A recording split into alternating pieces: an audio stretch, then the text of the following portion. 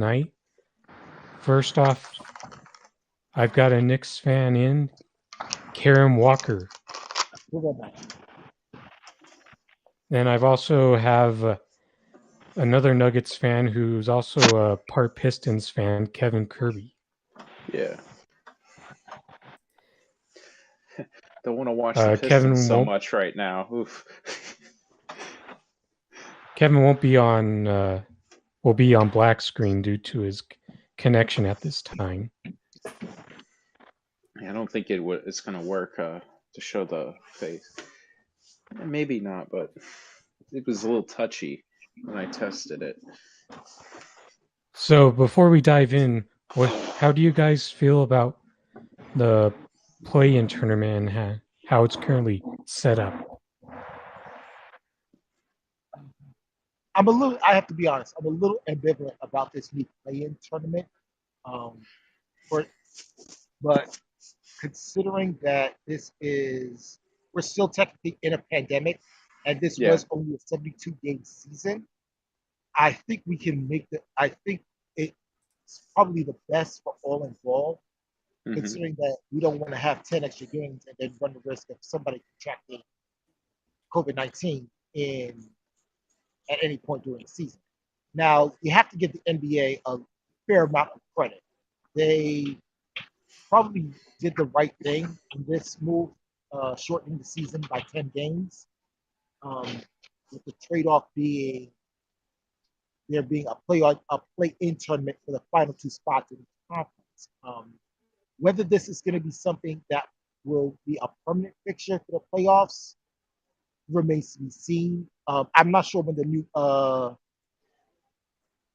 CBA the collective bargaining agreement expires. Yeah. I believe but that's definitely going to be a sticking point when the CBA expires. I believe that expires in 2022, maybe 2023. But I know it's going to be expiring in a few years. But they're definitely going to have to cross that bridge when they get to it. There's just no way around it. Now, as for the players, I mean, we know that LeBron has been vocal about it. He basically called it a piece of. He basically called for the dismissal of whoever came up with the idea. I know that Mavericks owner Mark Cuban was also opposed to it after having voted in favor of it, which I find very interesting.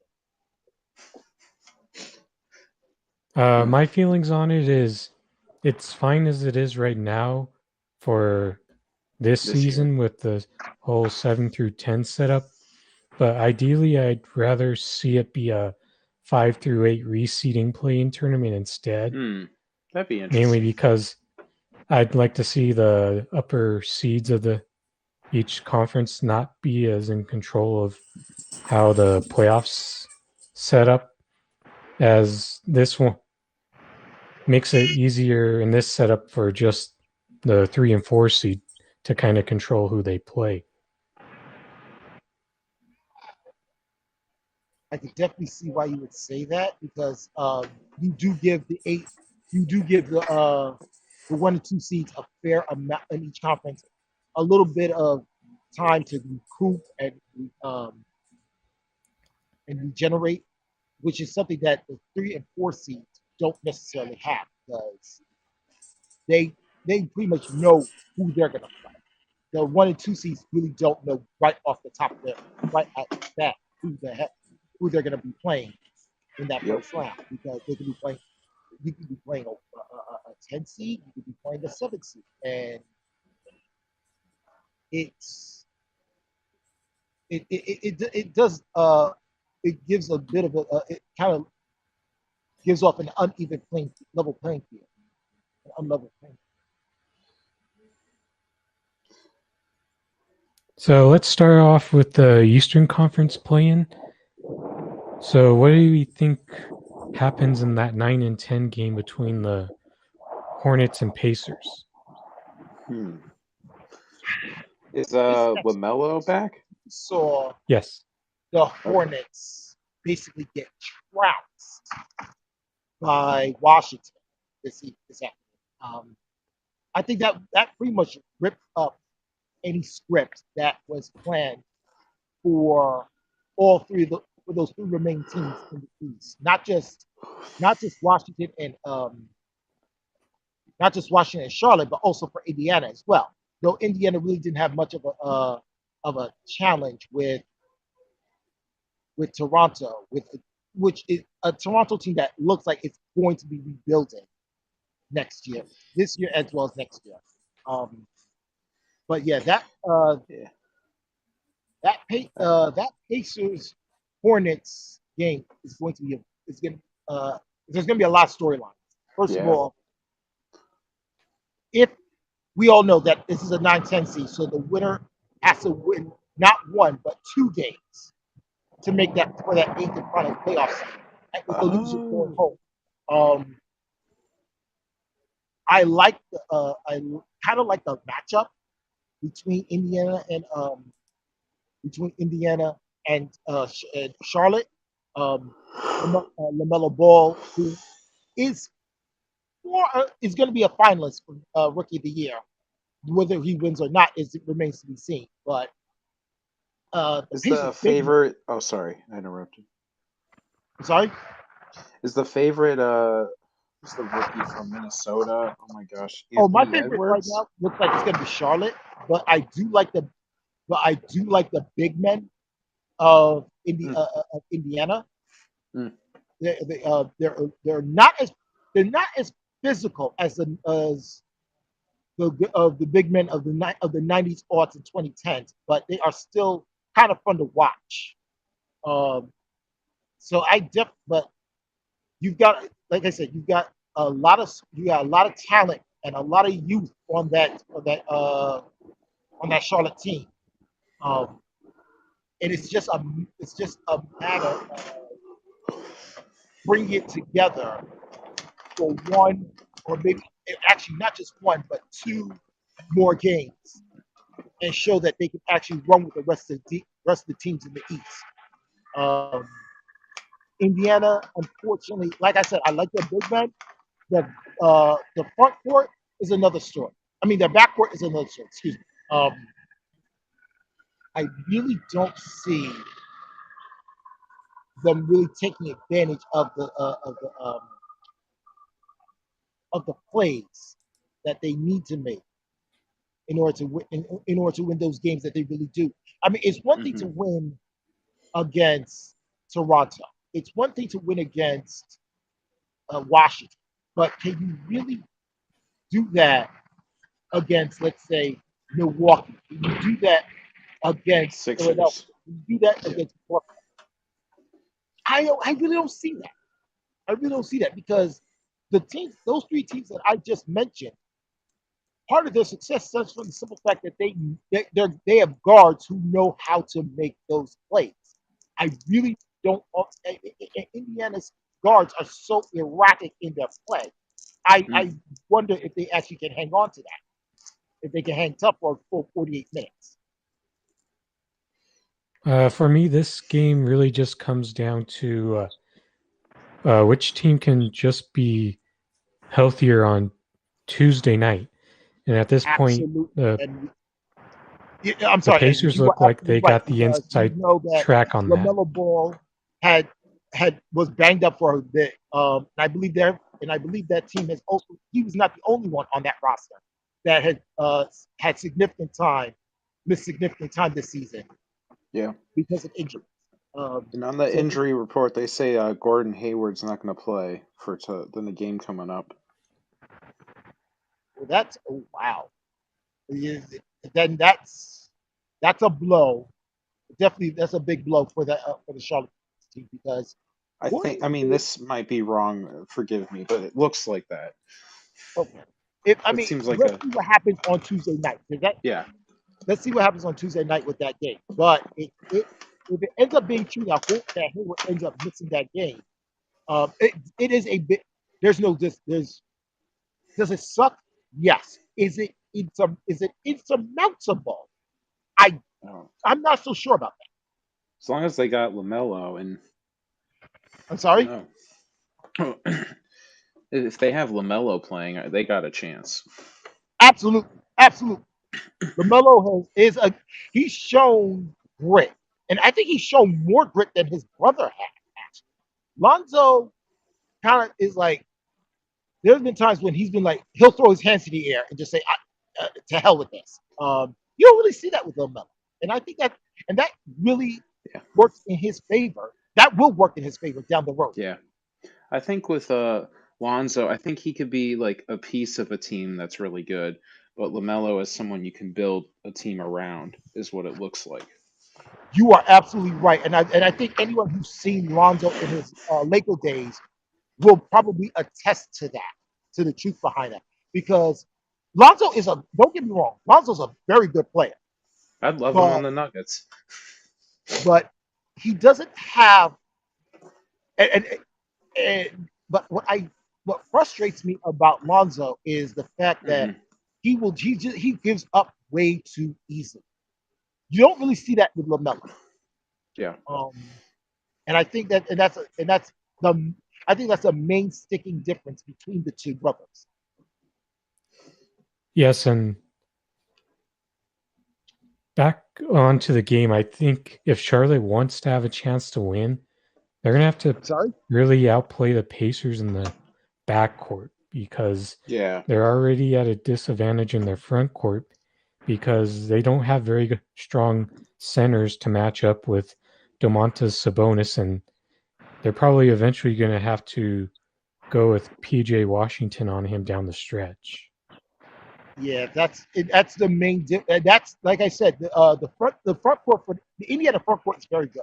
It's pretty good, and they can make very quick work of the on the defensive glass, whether it's blocks, whether it's rebounds, whether it's just being a low post guy, it's a swingman. They're gonna make I expect them to make to rough up the Hornets front court very easily. Now it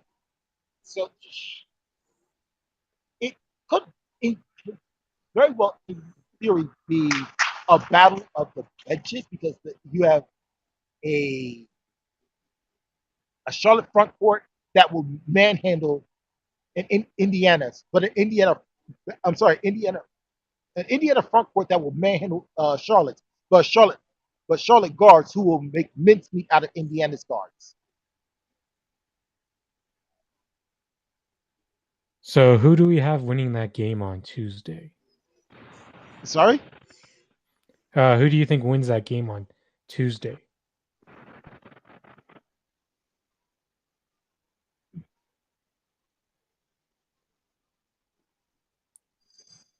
I'll go with, I feel like Indiana they're closer to being healthy, and they should probably have they've got a chance of having Malcolm Brogdon on Tuesday, and that just may be enough to put him over the hump, especially since the Charlotte Hornets have been reeling as of late. What this, I know this isn't exactly a 1-to-1, but with the Hornets, it kind of reminds me of like Jokic a couple years ago in that like game 82 versus Minnesota. If you remember that. Yes. And I kind of have a similar feel. Like, I think LaMelo plays pretty well, but like their team, I don't think everyone else is quite ready for it.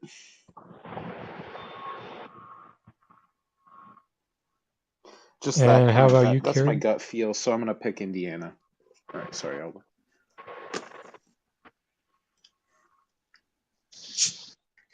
And your pick, Karen? I'm sorry?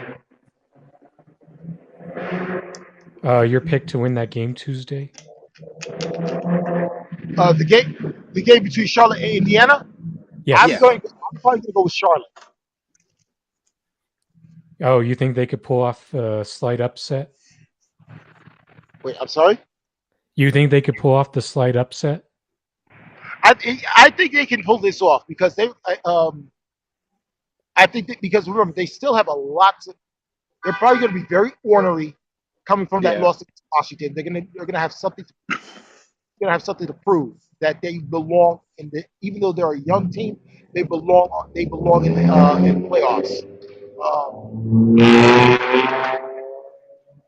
So it's all about right now. It's for the Charlotte Hornets right now. It's all about just putting one foot in front of the other, making every play count. And of course, the old mantra from about basketball: good teams make their free throws. And Charlotte is not a terrible free throw team. Alrighty, let's move on to the other Eastern Conference play-in game with the Washington Wizards and a team who's probably reeling just about as much in the Boston Celtics. What are your how do you feel about this matchup? How do I feel about it? I actually like this matchup. I really do. I think it's gonna be a fun game. I was actually watching the Knicks and Celtics this afternoon.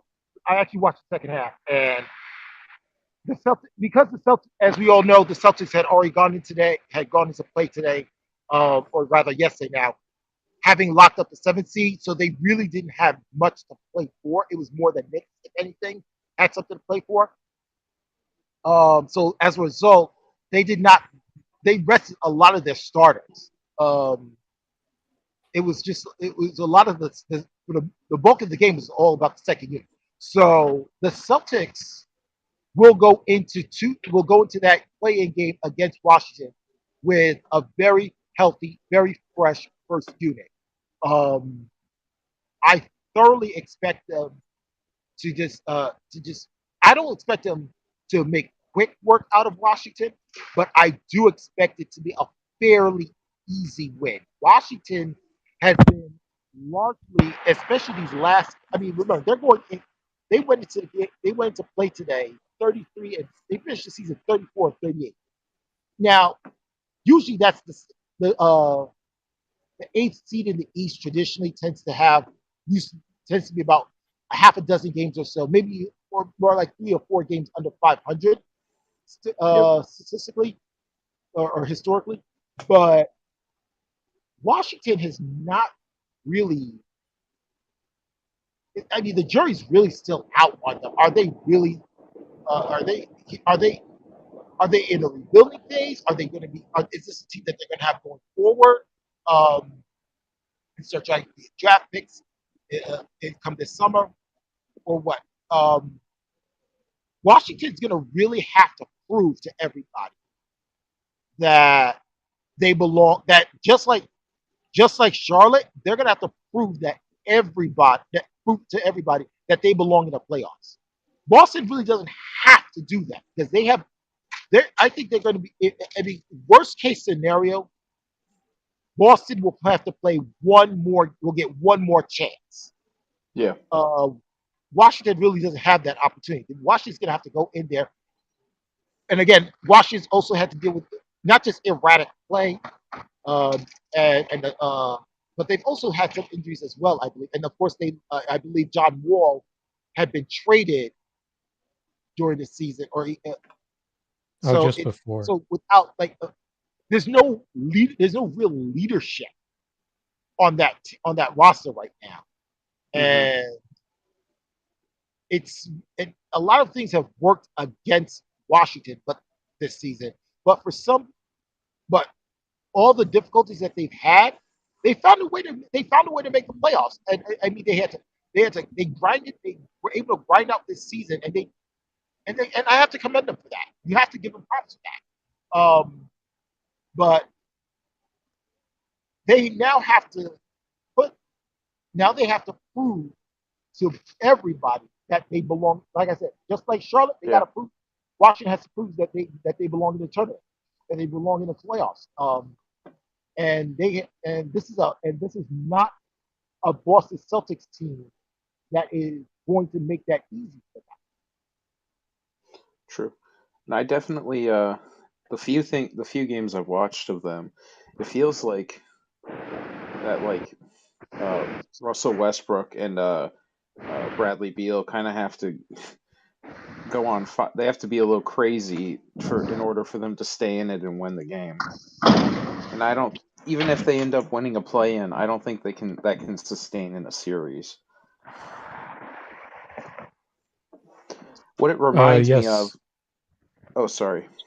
Oh, go finish your thought, The Jeff. chemistry, it's like I like both players, but what it reminds me of is like when AI and Carmelo were on the same team. It just was never quite right. It's not the right piece together. Yes, my first thoughts are you've got a Boston team that it's really just the one-man superstar show right now with Jason Tatum. You don't really know what Kemba Walker you're going to get. You don't really know which Marcus Smart you're going to get if he's able to play. You don't know which of their big men are going to show up on that night, even though Washington has that same issue as well. But when you look at it, the Wizards' duel right now, especially Westbrook, he's been carrying that team when Bradley Beal hasn't had the great efficiency, even though he's nearly became the scoring champion. But I feel like the Wizards have also had some success in the regular season that could translate over to this game on Tuesday night. Although, and they're going to need that success, like you said. Like you said, Russell Westbrook has largely been carrying this team all season. But he's but one man now. And as for Bradley Beal, He's can a great scorer, but my God, he can be so frustrating sometimes with the decisions he's made when it comes to assists. It can be like, what are you thinking? Yeah. Or the shot selection as well. Like you say, and as for, but the I don't even know if I've seen him in the playoffs. I'm sorry? Oh, sorry. I'm like, he probably was in some of those Washington a couple playoff runs with Wall, but it's just been a while that I kind of forget how he was in those. Oh, it was when they had Nene and Gortat as their two big men. Mm-hmm. Absolutely. And I mean, and if I remember reading correctly, the big men in Washington have also had health issues as well. I think one of them had a broken foot or something like that, or had like Gafford had a sprained ankle that kept him out for a few games. Thank you. Yeah, so so it's like they need. I mean, every team would love to have their big men healthy for the duration of the season. Washington really never, but of course, that's if we lived in a perfect world, but we don't live in a perfect world. You are looking at a Washington front court that is been banged up, and yet they still found a way. And still made it into the playoffs. They're going to need those big men to be as close to 100% as possible, as humanly possible, if they're going to have any shot against Boston. Because, like you said, Jason Tatum is even though Jason Tatum is the only real superstar on that Celtics roster right now, there are some role players who have done some pretty good work. I think it's a better built team around the edges. Who do you think could be the X factor on both teams? Who can be the X factor on both teams? Yeah. For the Wizards, I keep calling them the Bullets. My God, I can't believe it after 25 years. Still, I'm so sorry. For Washington, I have to say it's going to have to be Bradley Beal. We already know what we're going to get out of Russell Westbrook. And I wouldn't be surprised if he drops another triple-double. But Beal needs to step up, and all the talents that he has, he needs to play basketball from the neck up, and everything else will fall into place. I believe that. But but again, he has to want to play that basketball, that smart basketball that we have seen him play. Because his team needs him. This it's even though it's not necessarily do or die. It's like he's Washington's going in there like Rudy. You ain't got nothing to prove to nobody but yourself, and you got to prove to yourself that you belong. And you have to not just prove to the fans of the NBA and to the fans of Washington, but to yourselves that you belong in these playoffs. If there's a time to do it, now's that time. The X factor for Boston, that's gonna be that's I hadn't even thought of that, to be honest. Sorry. You had mentioned. I think the X factor is not even any of the players. I think it's Brad Stevens. I think it's the coach because as I said, I watched this Knicks Celtics game this afternoon, and I saw a Celtics team that was trailing by as much as some 20 points come within one, and almost just throw the entire Eastern Conference playoff picture into utter chaos. And I was like, my jaw was dropped. I was like, are you kidding me? The Celtics just basically wiped it out. I mean, the Celtics just basically wiped out a 20-point lead. Because why did they do that? Because, well, Brad Stevens is playing. We talk about players who play smart basketball. Brad Stevens is one of those who coaches smart basketball. This is a man who, since he's taken the helm of head coach for the Boston Celtics, the Celtics have made the playoffs pretty much every year he's been the head coach. And that's I think 3 conference finals. I'm sorry? No, they made the 3 conference finals. Like I'm sorry? The conference. I believe they made it to the conference finals 3 times under Brad Exactly. Stevens. They did.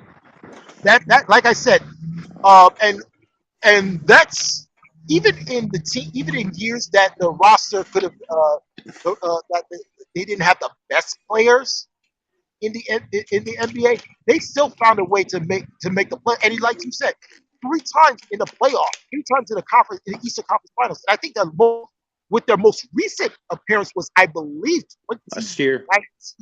Well, last year. Yeah. No, it was last. Was it last year? Yeah.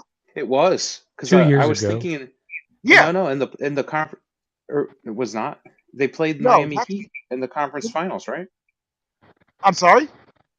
In the bubble, didn't they play the Heat? Oh yeah. Yeah, they did. To the Heat. Yeah, they did. So they weren't in the conference finals. They weren't in the conference finals. They appeared in the conference finals. I mean, that's a testament to what kind of a basketball IQ Coach Stevens is, and I definitely believe that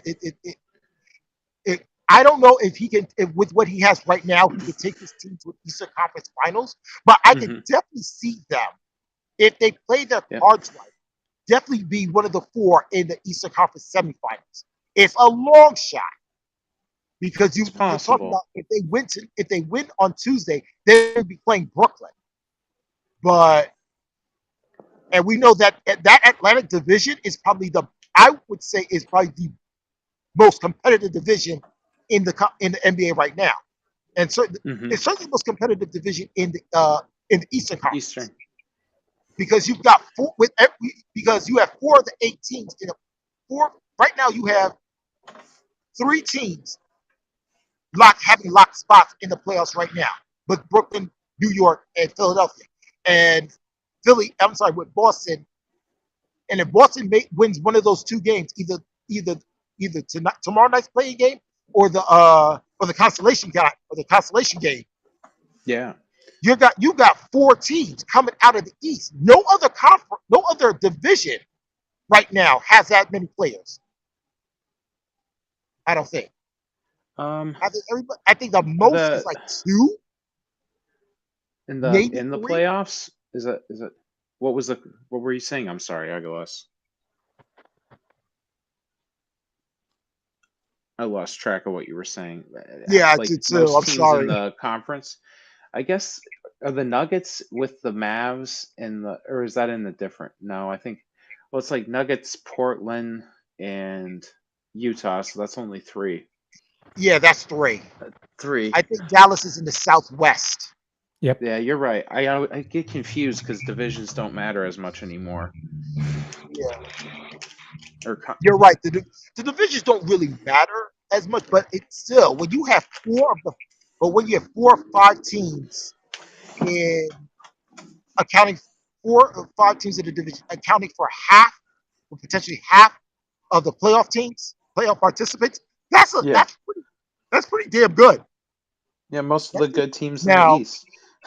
I'm sorry. I said most of the good teams in the East, and then Yeah, there's a lot of. and which is very interesting considering the fact that the East historically, the Eastern Conference is a joke. Has been Yeah. a joke for quite some time. Even in the days of Jordan, Yep. and the Yeah. and even though those, I mean, us, you think Well, about it this way: you could squeak into playoffs in the East as an 8 seed in an 82 game regular season, with finishing 40-42, maybe even 39 and yeah. 43 I as an think 8 that seed. You'll probably still get bounced out, if but you like but probably you still check get a at win. it. Oh, sorry. But in the West, you could probably you would need to be at least uh 4 games over 500 just to Yeah. sniff an 8th seed, and I even remember then, there that's was not a years. guarantee. Oh, sorry. There was years where there's a 50-win teams that didn't make it. Exactly, exactly. That was. I mean, that was. I mean, there was. I think. I believe one of those teams were. I don't think it was San Antonio, but I believe Houston. Yeah. I believe Houston finished with like 50 or 51 wins one season. Yeah. This had to be about 15 years ago, 10, 15 years ago, and still The missed out. That was a the testament Warriors to had how a 48-win season in 2007. who did. The Warriors had The a 48-win Warriors. season Yeah, they in did. You're right. 2007. I think you're right. I remember them 48 and 30, I believe, and that was not a lockout short season. So yeah, Mm-mm. 48 wins in 82 tries, and And still the couldn't Nuggets. make the playoffs. And I mean, now 48 and 48 and 34. You're what in the East? You're probably what, a 4, 5, maybe For Maybe even even a three three. six. seed. Oh Huh? yeah, yeah, for You're most sure. likely you could easily be a 3 seed in the East with 48 wins. So, but and there's a lot. And since you brought up the West, it's very. I don't know if we're about to segue into this, but if we are, I'd like to take that lead in this case. Sure. The West this year has been it's a whole new conference. I mean, we're talking about a 2 seed in Phoenix that had not been in the playoffs in over a decade, Yeah. and Yep. now are going in as and not only are they going in as a 2 seed, they're going in as they're probably the best 2 seed the West has seen in maybe about a half a dozen years. And I mean, some of and the those. scary thing is that they're probably going to get they're just going Yeah. to get they're going to improve. Utah just squeaked by as a 1 seed, and it's it's kind of mind boggling because this team last year was a punching bag and a laughing stock. Yeah. Uh, So you got to before we say shift, what is going All on? right. I mean, I think we're just gonna give our predictions for that game. I guess. yeah, we should do that The- before we shift over Sorry. to the absolutely, West. And then we'll absolutely. flip it. The Celtics was Wizards. Oof. Yes. Yeah. So I think I don't know, and I'll say my X factor. I mean, I think Brad Stevens, that's a good X factor, but I'll say Jaylen Brown for this game. He's They're out. gonna need Jaylen. They're gonna need Jaylen Brown to have a good game for them to win that one. He's out for the rest of this season, Kevin. Yeah, Oh, so then yes. Kemba Walker. Sorry, I forgot. I did not see he got injured. Sorry. Can't keep up with everything. Too many injuries this year. Oh God, yes. Yep. 72 games, and we still had a plethora of injuries. Some of them really I just think there's ugly. so many back to Just back and like close games, and I think the teams that got injured the most were the ones that made it deep playoff runs, like the Lakers, Nuggets, Celtics, Heat. the Heat. A lot of injuries on those teams that made it deep in the playoffs last year. That's very true. I noticed that as well because this is not the Lakers team, and we'll get to the Lakers eventually. But this is definitely Mhm. not Yep. the Lakers team that won a championship a year. That is the incumbent. That was the incumbent NBA champs. This is Yep. definitely not that. But you made a very interesting point about injuries to Boston. Like you said, Jaylen Brown is out for the season. I believe Kemba Walker is also out. I believe you also said Kemba Walker is out for the season as well. Oof. And even the players who are still around, I think a couple of them have also had to battle injuries at some point or another Yep. this season. I believe there was a COVID-19. One of the players tested positive for COVID-19 as well. I could be wrong, or I might have the wrong team. But yeah, the fact that a lot of the injury bug has bitten a lot of the participants of almost all of last year's conference finals participants. It's really it bothers me. It really does bother Yeah. me because you need a healthy team. You can't win it. You can't win a championship if your players are hurt. So, if for no other reason, but it's just And that might be a coincidence, but I don't think it is. I don't think it is. I don't want to think it's a coincidence either, but it is very interesting that you're seeing a lot of players get hurt. I think Bam Adebayo of Miami was also banged Yep. up, and I believe there was another player in Miami who got hurt as well. I know. I don't know if he's healthy now, but Hero was having some games out. Dragic was in and out a lot. Yes, right. Dragic was out Him for a too. while as well. I think someone else. I think someone else came down with COVID-19 or was exposed to COVID-19 or something like that. Yeah, both the Heat and Celtics struggled with that a lot. Yeah. That's So for stretches. So yeah, this is something we definitely you'll definitely want. This is something you're gonna have to keep an eye on because a lot of, like I said, not only did these teams have injury issues, a number of these injuries were to pretty significant players Yep. as well. So players that you lean on in order to that you need for a deep playoff push. Mm-hmm.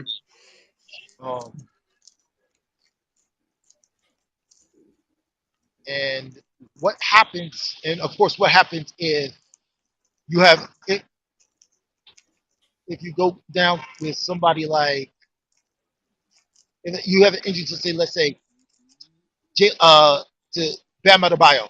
What if he gets hurt again? I mean, you're talking about a man who I said last year could very well be a candidate for NBA Defensive Player of the Year. This is a guy who knows how to bring down boards, who just finds a way to make those big defensive stops. And I honestly believe that he's part of the reason why Miami went 3-0 against the Knicks this year. Mm-hmm. Or a huge reason why they beat the Bucks in the playoffs last year. Exactly. You can't stop Giannis, but they limited him. Yeah, I mean, who can stop Giannis? I mean, right now, who can stop Giannis right now? This is a guy who did something last year that I don't think had happened in my lifetime in quite some time. Win both NBA MVP and NBA Defensive Player of the Year. That's how good of a player he was. Yeah, and you're right. Bam definitely hindered him to an extent. He didn't stop him, but he slowed him down a little bit, and that's all. They made the team predictable. I'm sorry. Oh, sorry. They made their offense predictable so they could control. And I think their problem has been they don't have another superstar. No, they don't. I mean, aside from Giannis, who does Milwaukee really have? Now, Chris Middleton. Yeah, I think the Bucks issue has been for a while that they don't have that guy who can create one on one because with Exactly. Chris Middleton and Drew Holiday, that's not really their game to do that in No, for a lot of possessions when you need that to as a change of pace for Giannis and put him in the dunker spot instead. exactly. I mean, don't get me wrong. Like, Giannis is a hell of a player, but but you need, but what we need is, but almost all the great teams have always had a core of of 2 or 3 players that you can rely on. So if one falls down, the other two can back them up. The other two players can back them up. You don't really see that in Milwaukee. Um, you see that in Brooklyn. You see that in New York. You see that in Philadelphia to an extent. You don't really see that in Milwaukee. And the Bucks got exposed, paid a very dear price last year. Yeah. The question now becomes, and I was going to ask if the Bucks had learned that lesson, and I think we can. I think it's safe to say the answer is no, because in this case, we're all on the same page about Milwaukee. Yeah. Giannis needs to find his Shaq to his Kobe, or his Kobe to his Shaq. Sorry, be the other way. Exactly. Yes, but back to who I think I'm going to go with the Washington Wizards to win this first playing game With all against the those injuries, Celtics. I didn't realize how injured they were. I just can't keep track of it all. Sorry. I think that yes, X factor in this game for Washington will be Rui Hachimura because he needs to be able to create things with his energy, grab off control the boards because he's not going to be guaranteed his shots in that offense. Davis Bertans, he's going to get his opportunities to shoot three. So I think if Hachimura is a factor defensively, he's going to be the difference in helping the Wizards potentially get the 7th seed. I haven't seen much of Hachimura, but I have to agree with Kevin in this regard. He does bring a kind of energy that is capable of disrupting narratives, I like to call it, or flipping scripts. And he will be needed to, and he's going to have to do that if Washington is to win against Boston. Now let's shift over to the Western Conference playing tournament and go with the Spurs and Grizzlies matchup. Wow. I'm pulling up the injury report just so I know this time. I love this. I actually, to be honest, this is another playing game. I'm actually kind of excited for a couple of reasons. First of all, Memphis worked their ass off to get into this play. They really did. So you got to, and they really largely done this with players who beyond Memphis really aren't household names for the most part. Truth be told, can anybody really name a single 3 players right now on that Memphis roster? I pretty much only know John Morant and Jaren Jackson Jr. Exactly. Morant is, and everybody knows Morant because Morant was Rookie of the Year last year, and he deserved it. Even though I personally would have gone with Zion Williamson, but that's another story. But yeah, aside from Morant, no one really sticks out to you as qualifies as a household name. So they've really done this under the radar. And one thing we've learned is that the teams that fly under the radar, the teams that the deadly assassins, can do some serious damage in a playoff run. I really do, but in this case, I do like San Antonio for this one reason. They still have one of the best damn coaches in the game in Brett Popovich. And Yep. this is a team. I talk about when we talk about the best coached teams in the NBA, you'd be hard pressed to find one better than San Antonio. Even with the early retirement of LaMarcus Aldridge because of his heart condition, which is Yeah. which my heart goes out to his family for. Um, they still found a way, even though they finished the season. I believe they finished the season 34 and 38. They still found a way to make it squeak into the playoffs, and and that's a testament to the amount of success that that Popovich brings to the table. He's one of those who brings out the best in his players. He did that with we've seen what he did with Manu, with Tony Parker, with the now Hall of Famer Tim Duncan, and even players like Kawhi Leonard and LaMarcus Aldridge, who didn't have the benefit of like 8-9 years with Pop. They still went on to become some of the most respected and feared names in the Western Conference. They went on to become perennial all-stars. I mean, so Milwaukee is San Antonio is definitely someone you underestimate at your own peril. Mm-hmm. And so to be honest, this is a damn tough call for me.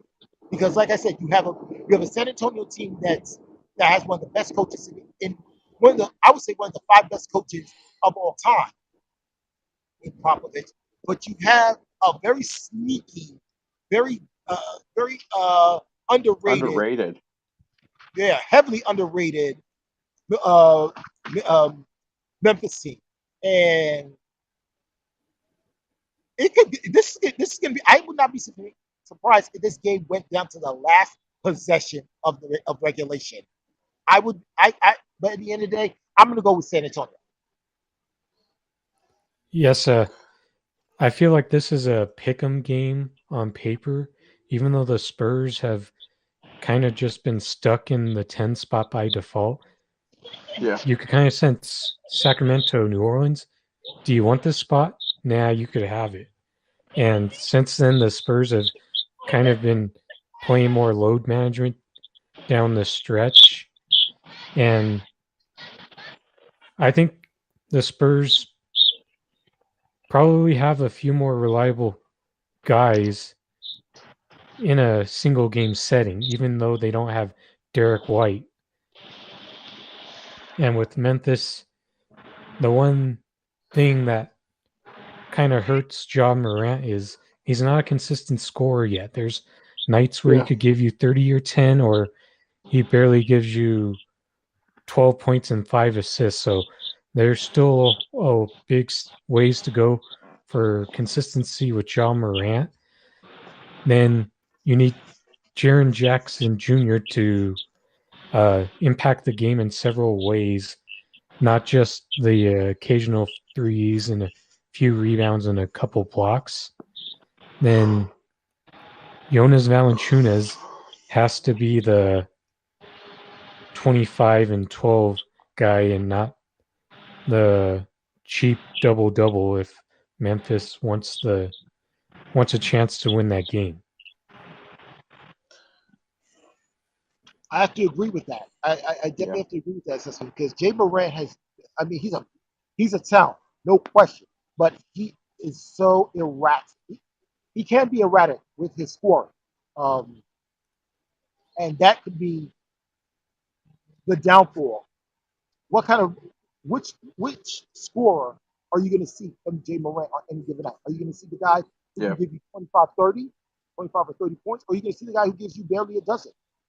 Because Morant is very much like Jose Reyes of the New York Mets back in 2005, 2006, 2007. They go as far as he goes. The Grizzlies will go as far as Morant goes. So you definitely want to see. You gotta give him. That means he has to. Unlike baseball, you really need to step up. You really cannot just take this team and carry it on your shoulders like that. You're gonna have to. That means you. Yeah, I think I'm the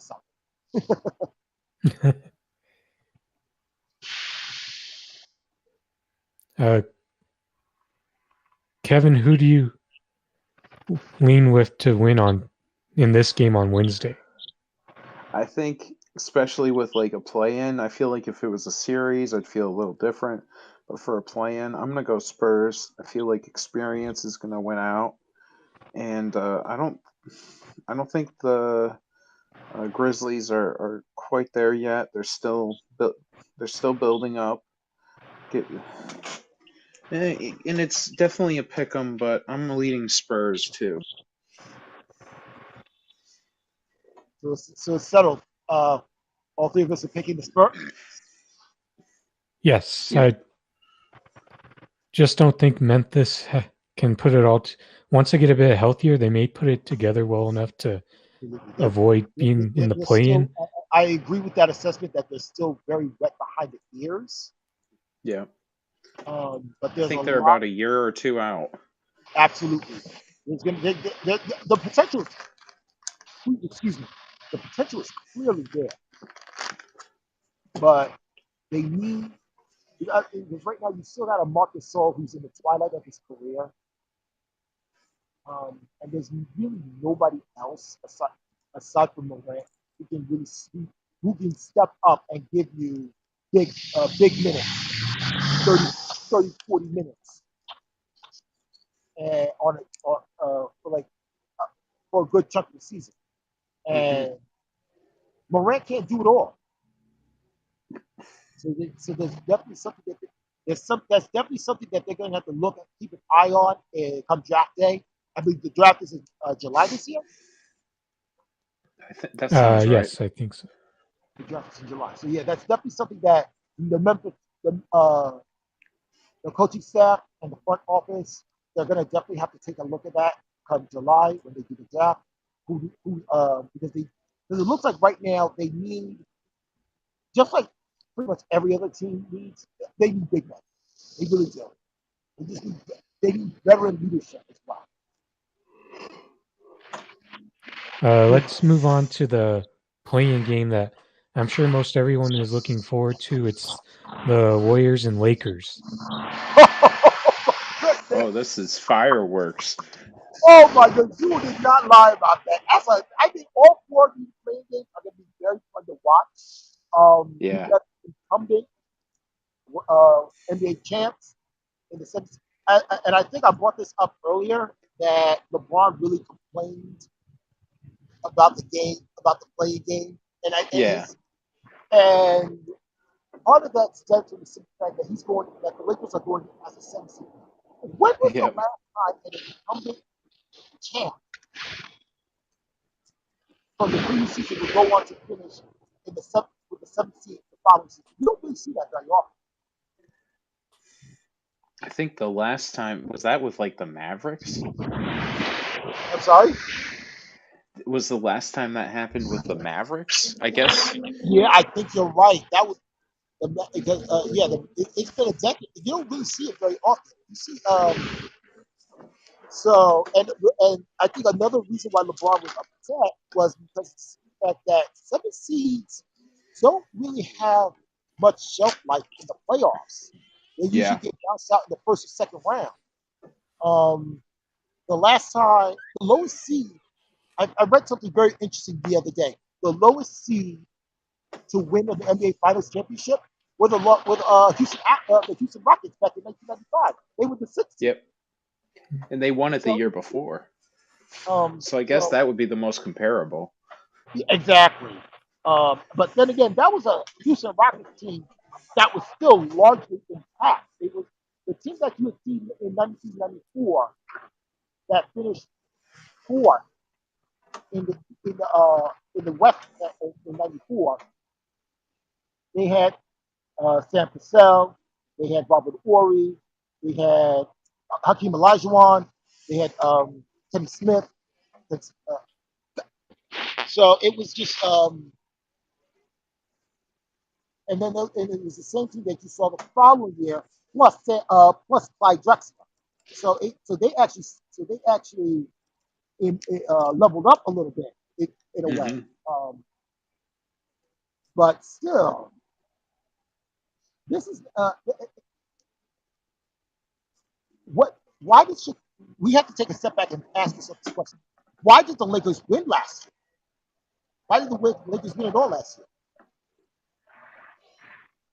The Lakers won because they had a mix of veteran leadership as well as they were largely healthy for the most part. There were no major. That's been very different this year. In the West, that really played for lack of a better term, a full season without necessarily having to deal with any kind of major injuries or major setbacks. I think there might have been one player who got hurt, but aside from there might be one or two players. But other than that, nothing. I don't think any of them had to come tested positive for COVID or anything like that. Or I could be wrong. I think there was one player who tested positive. But the Lakers had a chemistry that made them borderline unstoppable. Then it also helped that every opponent that they played was missing a starter in that playoff run last year. They were missing They did miss a starter. I'm sorry. No, I was wrong. I apologize for that.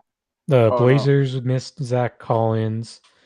Then the Rockets were missing one of their starters, Daniel House. Then the Nuggets were missing Will Barton. Then the Heat lost Goran Dragic for the most part. That's right. They did lose Dragic. I apologize for that. I completely forgot about Dragic. All good. But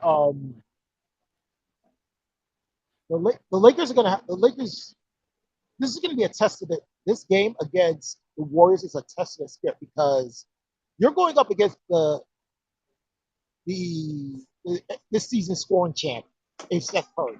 And Curry has,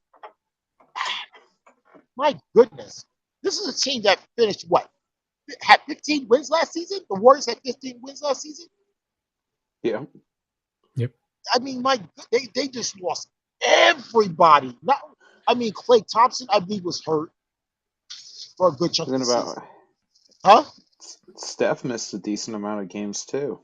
Yes, he did. Only played 8. Oh, he did miss a lot of last season as well. So there was really nobody on that Warriors. Draymond Green and the kids. Sorry? I said Draymond Green and the kids. Basically, at that point. And I mean, Draymond is a defensive player first and an offensive player second. Yep. He creates havoc on defense, trying to shut down offense. That's where his game lies. And now you're asking him to be an offensive player as well, when he's never really been a major offensive threat. He'll have a few games every now and then, but nothing like. But if you're asking him to drop 30 points in a game, yeah, sit down. Good luck. But so yeah, you're right. It was Draymond and the kids last season, and that really just came back to bite the Warriors in the ass. Yeah. Now that you have Steph Curry back, and he's been Steph Curry, this is a very good matchup. I mean, you got the youth of Oakland versus the experience of the Lakers. You've got LeBron still being LeBron, though at 36. How do you really want him to be the man be the face for like another 2-3 years? Mm-hmm. Again, you got. I don't think that's fair to ask him to do that. Yeah. I mean, he'll do it, but it's not fair to ask him to do that. And that doesn't really sit well with me. I think the only way it could end up working for them is if they could repeat the magic they had back in the 80s, where it was Magic and Kareem, and Kareem was kind of going towards the end of his career. He still was really Exactly. good, but I don't know if AD is that kind of player. I mean, I think he's good, but I don't know if he's to I that certainly level. hope not, because that Because is because if you're trying to reclaim the mystique of the '80s, the mystique of the Lakers of 40 years ago, you are. I don't know if you can. I don't know if they can do that. I don't know if they should have to do that. no, This I think they're more is of a. very. There's no question. But it's like they're missing something hmm now. like Quite, I but definitely think LeBron is at that level, because but I with don't all think. the talent on Oh, that sorry, I roster, interrupted you. they should not be in seventh place. Yeah, But here they are. They are in seventh yeah, place, and they have to play it. And they're in a playing game against their old arch enemy, against LeBron's old arch enemy, Golden State. So they got it. So yeah. there's definitely gonna have. So they're gonna have to dig deep if they want to just have to win that one game and go in and take on Phoenix. This is I probably the think both of most you wild guys. card of all games. And even if they do win this game, Yeah, it's a matter of. I mean, LeBron is in a very sticky. The Lakers are in a very sticky spot because it's a matter of choosing. It's a matter of picking a poison. Do you want to take on Phoenix or do you want to take on Utah? Because I don't see either way. It's kind of like, yeah, like you said, pick a poison. Who do you really want to? Do you want to? Even if you do find a way to win against Phoenix, you still gotta. You might have to deal with. Oh my goodness, that means you got to deal with the Clippers in the second round, I believe. Correct? is it reseeded or is it bracketed? I'm sorry. Are the playoffs No, the winner reseeded gets after? 7. The winner of the 7-8 game, I believe they go in as a 7 seed, and they would take on Phoenix. And the While the loser loser has to has win to to take get on the 8. winner of the 9-10 game for that to play for that 8th and final spot. Yep. I think you guys are on to a good point when you talk about how LeBron James and Anthony Davis and how they play now. And I don't think either guy carries the team like the perception says, because especially in the playoffs a lot last year, I think they were a pretty balanced team. They were able to get some strong contributions from, especially from Contavious Caldwell Pope. And Oh when you look yeah, at the conference finals against the Nuggets last year, a big reason why that only went 5 games is because of how the guys 3 on down outplayed the Nuggets 3 on down 4 more. Yeah. Because That was closer than you think it'd be too. that was a very humbling loss for Denver, because I mean that team last year was very scrappy. Yeah. That's the only word I can really use to describe it, is that they were that's a very scrappy bunch out in Denver, between Joker and Jamal Murray, who just proved to be a revelation in the playoffs. And now and you can't tell me that they're not itching for a possible rematch. I know Jokic wants it. I'm sorry? Joker. Yeah. I mean, that could still be in play if the Lakers were able to beat the Phoenix Suns in the first round if they clinch 7th. And if there's one thing that Phoenix has a big weakness for, it's Anthony Davis. They don't have anyone who can guard him. Yeah. Anthony Davis is ever since he came to Los Angeles, which was a great thing for both Los Angeles and for Davis for his career, he's one of those players that he may not have the size of Shaquille O'Neal or even the size of a Alonzo Mourning, but still is a when he lacks in size, he makes up for it with quickness. and his agility, and it's just so much fun to watch because he's such a good sell on the and he's something of a, I wouldn't call him a dual threat, offensive and defensive, but he's definitely more of a dual threat than, let's say, Draymond Green that we just mentioned. And and he's one of those players that, my God, coming to Los Angeles was a great move for him. So yeah, and you're right. Phoenix is still a fairly young team, so they really don't have anybody with the muscle or the size or the cojones necessary to stand up to an Anthony Davis, who definitely has no problems curb stopping someone on while driving to the hoop. So it's that he could very well be he's gonna have to do that against the Warriors first before he can even entertain the prospect of doing that against the Suns. So do we all assume with the Lakers front court advantage that they'll be able to beat the Warriors on Wednesday? Oh, absolutely. Yeah. That's not I think because I think the Warriors could upset them, or like Curry could go off. It's not out of the question with a one game. Anything is very possible, but absolutely. I definitely say the Lakers are favored. I have to agree as well. The Lakers front court has been their bread and butter. For any time they've had any kind of success. It's almost always because they've had a great front court. It's almost like it's a lot like the Dallas Cowboys. Every time they've had any kind of success in the playoffs, it's because of their O-line. It's a similar reason because of with the Lakers. They've had great success because they've had great great big men. Whether we're talking about Kareem, whether we're talking about Shaq, whether we're talking about now LeBron and Anthony Davis, they've almost always found they've always had a great deal of success. Their success depends on how good their front court is, how good their big men are.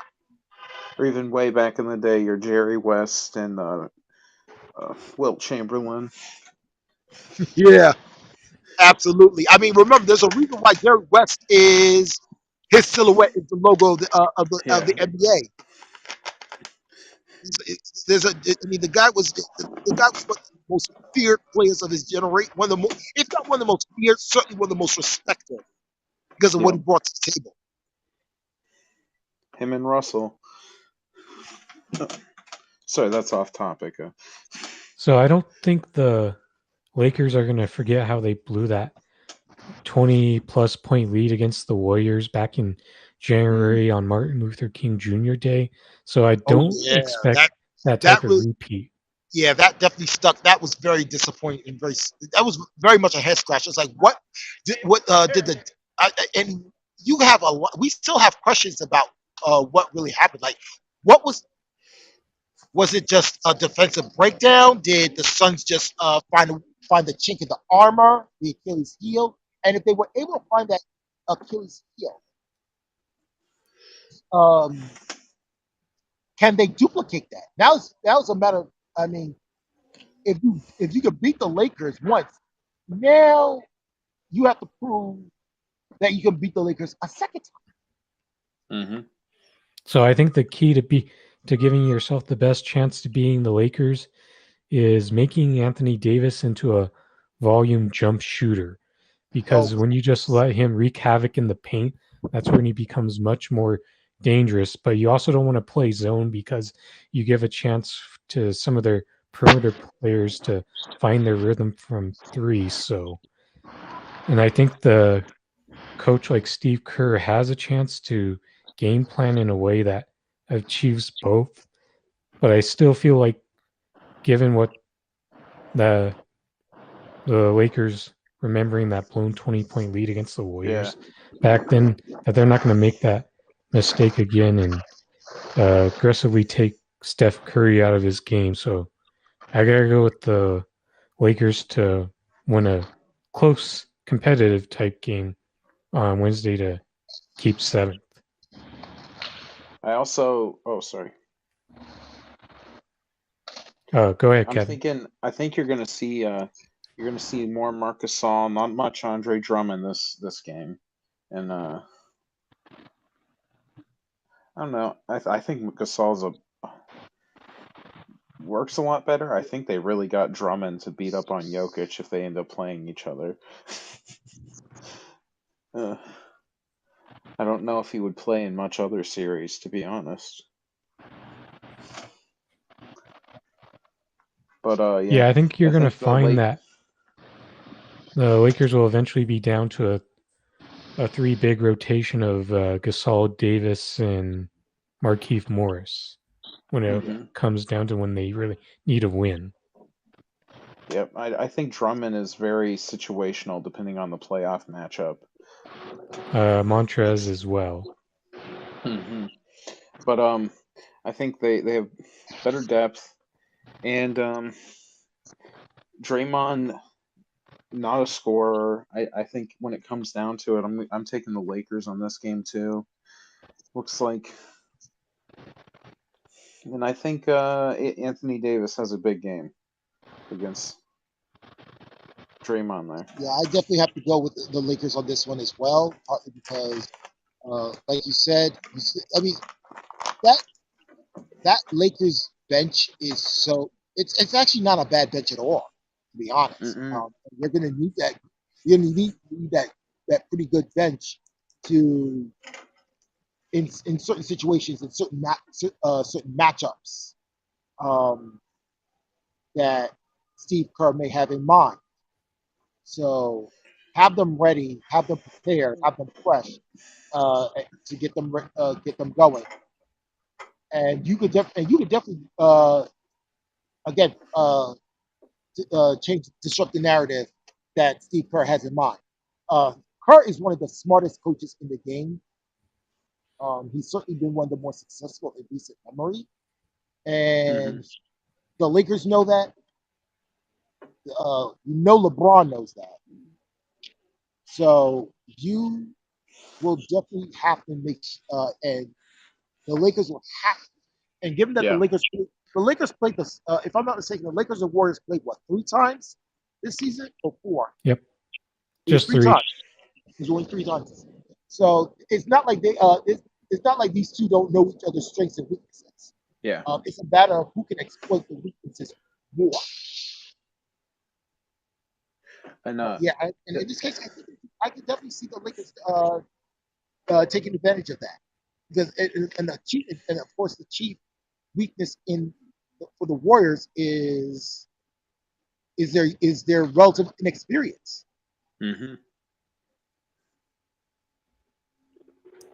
So with as we assume the Warriors lose, does that mean we would all have them winning to make sure they're 8th? I can see that. I can definitely see them going in as an 8 seed. The question is, who would give them a better shot? Who do they have a better shot against winning in that second play-in game? Do they have a better shot against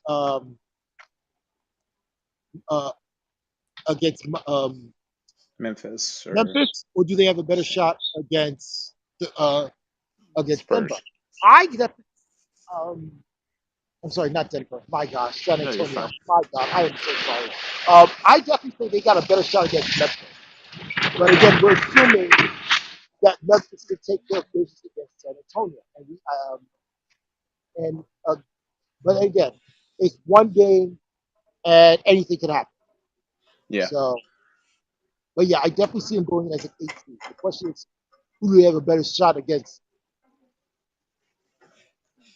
I think without Derek White, I think it they have a better shot against the Spurs. But that I agree. I definitely agree with that. I think they would have a better shot being an 8 seed if they played Memphis than they did against the Spurs. And again, I think we all basically said that the Spurs were going to win that game against Memphis anyway. And real quick, among the picks for the Eastern Conference loser, do you think it would be Indiana or Boston? In a potential play-in match between those two teams. Although you had gone with Charlotte. Yeah, I can see Boston winning against Indiana also. Partly because, like I said, Indiana there are questions about their big men. I think Sabonis had been banged up. We don't know how healthy he is. There's no guarantee, and we also had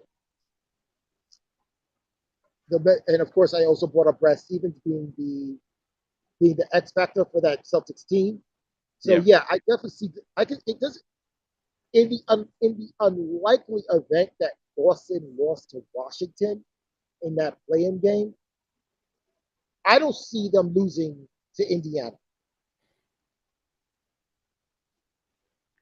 I just don't see. I don't see how. Of course, it could happen, but I don't see how that's. I can't rule it out, but I don't see how it's possible either.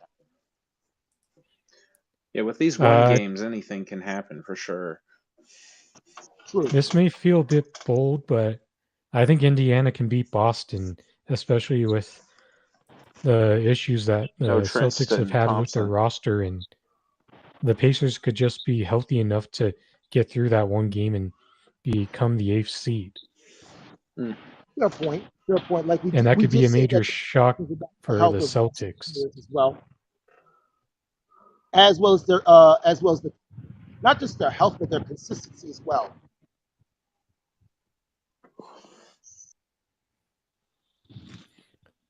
Let's shift over to the Eastern Conference playoff bracket and go with that 1-8 matchup, which most of us, I think I would. It's Philadelphia either way. Yeah. Regardless of who they play.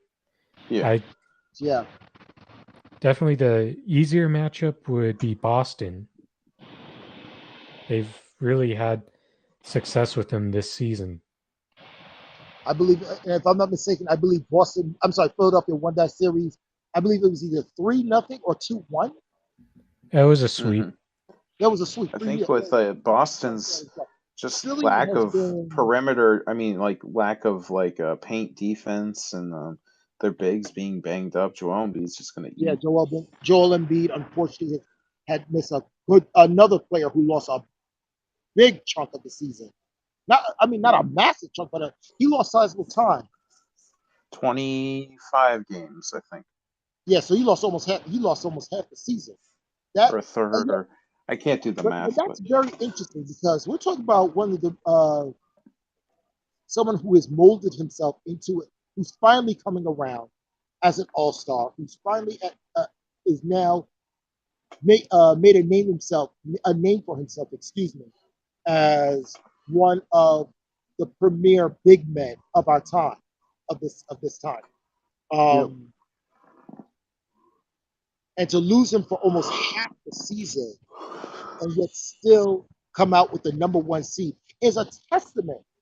And I hate to give Philadelphia credit. It's a testament to the resilience. It's a testament. Ben Simmons is. Ben Simmons has been very underrated this year. Yes, he has.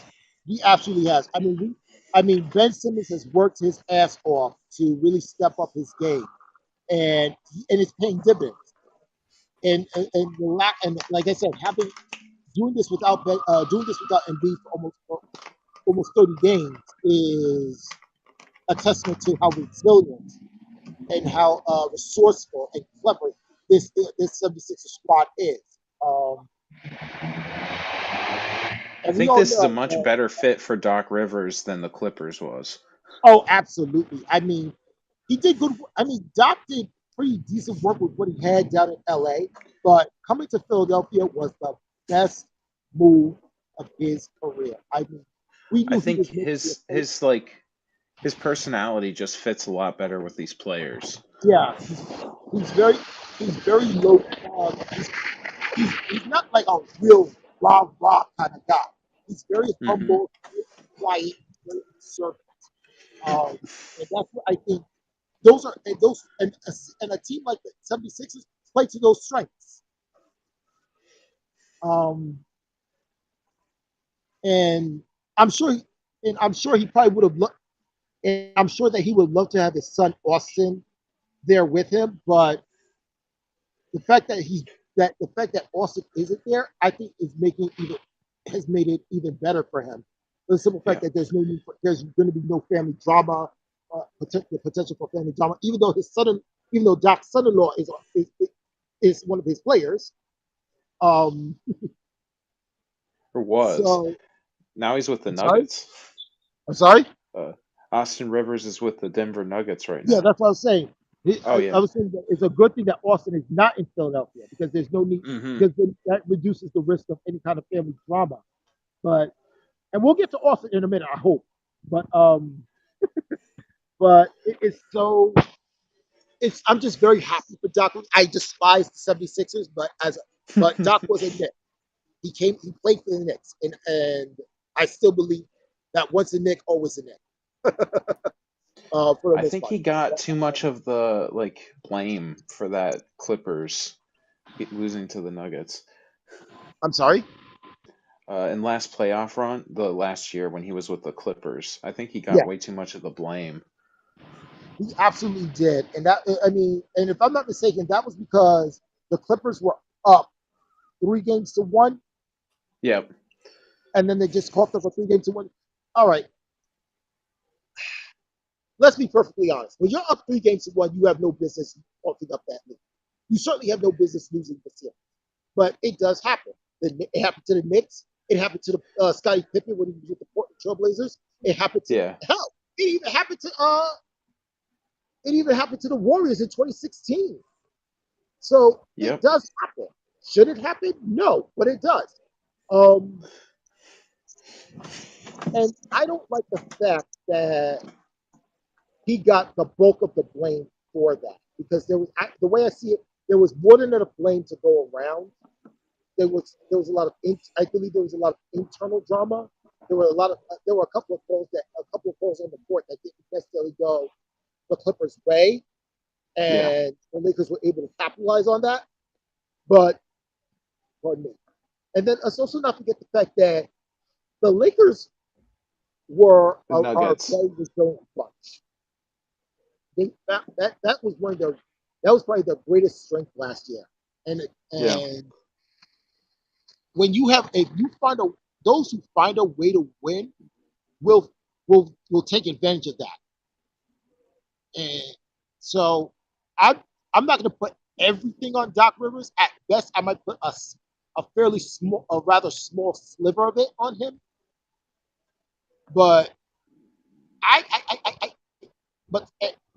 the way he got disrespected, the way he got basically run out of town, really, you will never sit well with him. And it's going to end up being Philadelphia, and it ended up being Philadelphia's game.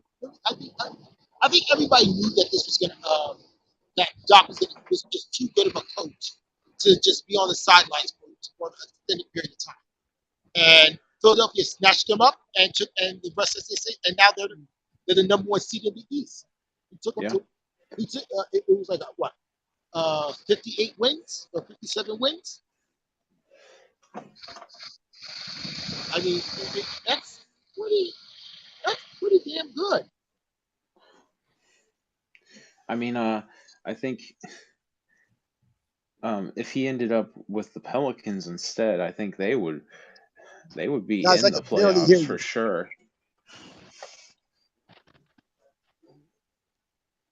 All right, so let's go back to the Eastern Conference. I won't go off topic here. Sorry.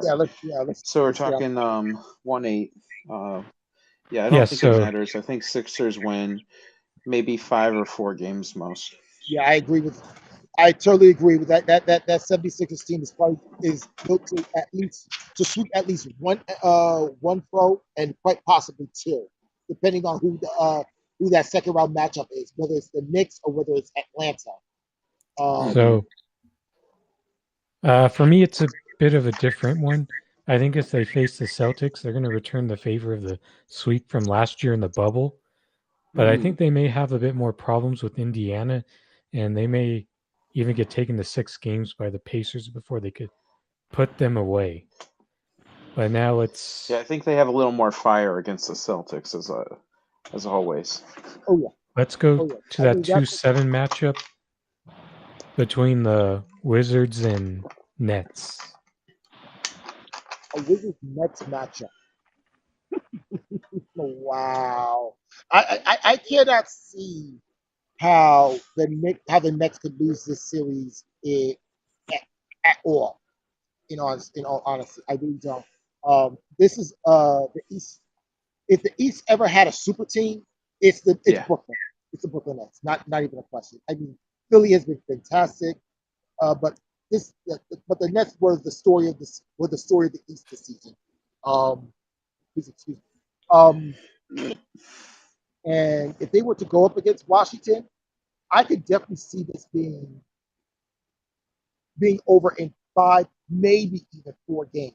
I could might get caught off guard the first game, but that's about it. Yeah, absolutely. The Nets match up very well defensively. They're and again, we're talking about a Washington team that's still really searching for its identity. Yes, I think it's been an unfortunate story of Russell Westbrook's career a lot when he's been the clear number 1 guy, and his number 2 is clearly a clear defined number 2. But I think it's going to be another year where he's eliminated in the first round and out in 5 games.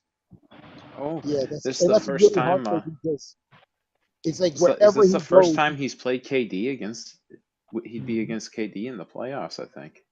Yes, it is. Yeah.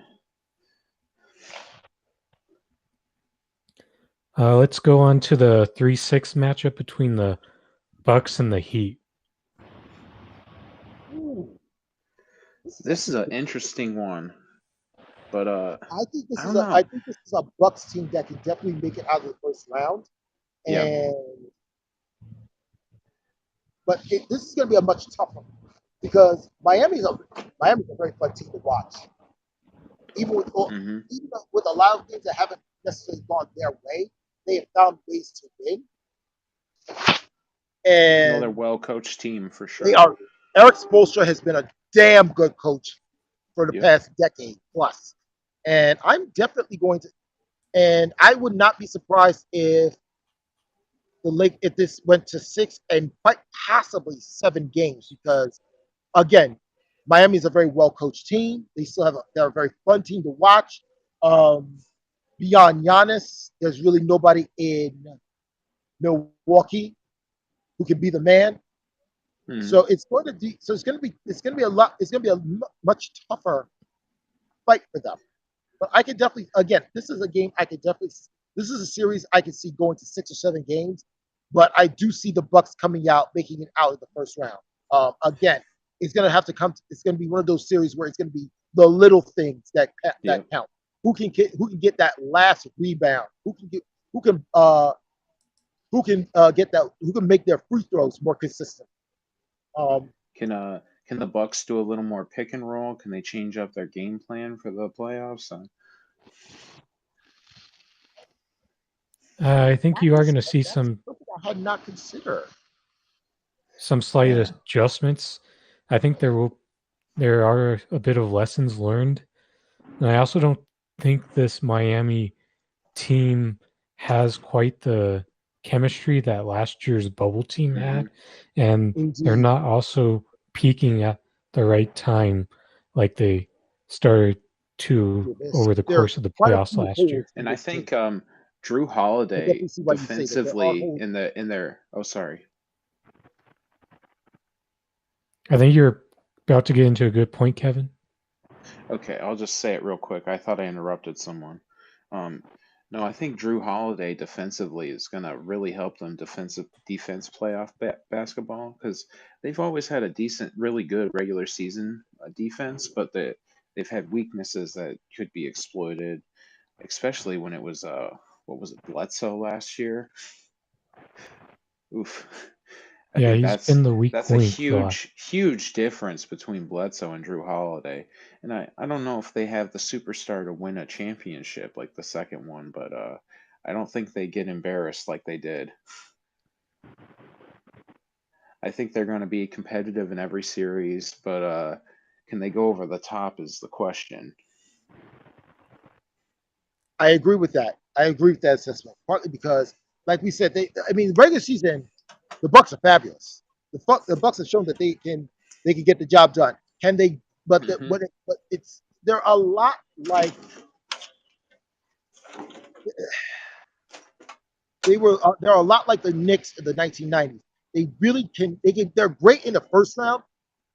In the second round, it's like There's it's kind of certain matchups that are just nightmares. Say that again. The certain matchups the Bucks have had that have been nightmare scenarios. True.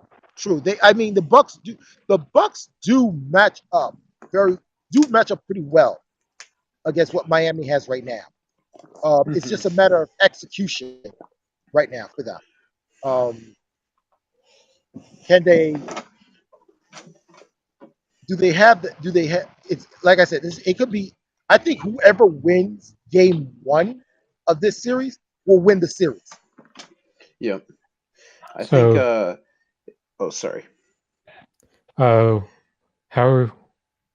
What's your call on this series?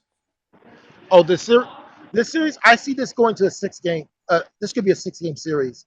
It would have to be something extraordinary would have to happen for either team for it to be anything less than 6 games. Maybe a significant injury of that caliber. Yeah. But other than that, I can see Milwaukee winning this in 6 games. I'm gonna pick Milwaukee as well. I don't know. I think Milwaukee could have a little reminds me some of those Maverick teams with Dirk when they maybe the 06 and the 11 team. It's not no guarantees, but I think they have the possibility to have a deeper run this year compared to some previous years. I'm going with the We'll see Bucks in 7 because of the factors of the bubble not being an advantage to the Heat, plus the chemistry not being quite as strong. So I think they'll be able to figure out the Heat this time around. Now let's go on to the last Eastern Conference first round matchup, the one that's most of interest to Kareem, the Knicks and the Hawks. Save the best for last. I don't know about that, but yeah, I'm kind of interested. It's a fun series. Oh my goodness! Let's just like I said, I am so excited to see the Knicks in playoffs for the first time in 8 years. It warms my heart. I feel like I'm 15 years old, 16 years old again, just seeing the Knicks just with the potential to go through another deep playoff push. I'm going to say that one of the things I really like about this team compared to previous teams is that the Knicks finally have a coach who knows what the hell he's doing. I take that back. They've had coaches in the past who knew what the hell they were doing, but they were always snake bit. David Fizdale, for example. But Tom Thibodeau, who I could see being coach of the year this year, has a team that could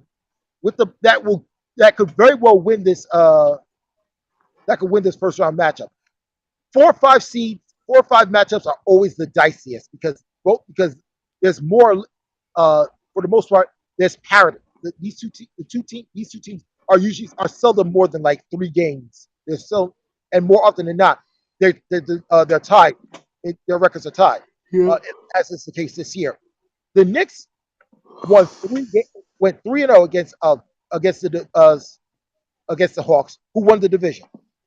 This is a Hawks team that's gutsy, it's feisty, it's full of there's a little bit of life. And I mean, Trae Young is so much fun to watch, and Bogdanovich has been a godsend to this team. Yeah. So I am not surprised. I will not be surprised if this ends up a full being going to. I can see this going to the best of 7 because, like I said, this is the Knicks went 3-0. They swept the regular season. You know that's going to stick in Miami's. That's going to stick in Atlanta's craw.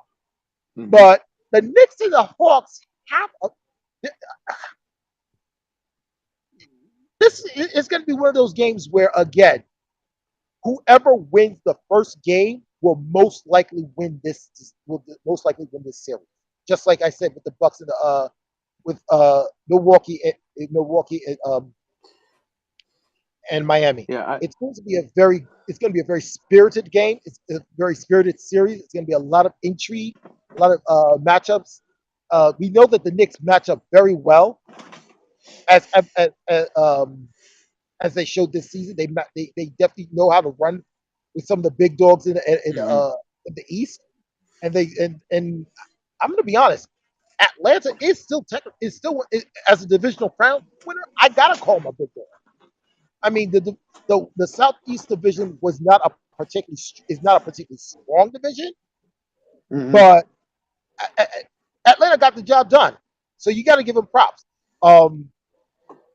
But the Knicks have to win Game 1. It is absolutely imperative. It's going to be. This is the first time in almost a decade that you've seen that we're going to see postseason play in Madison Square Garden.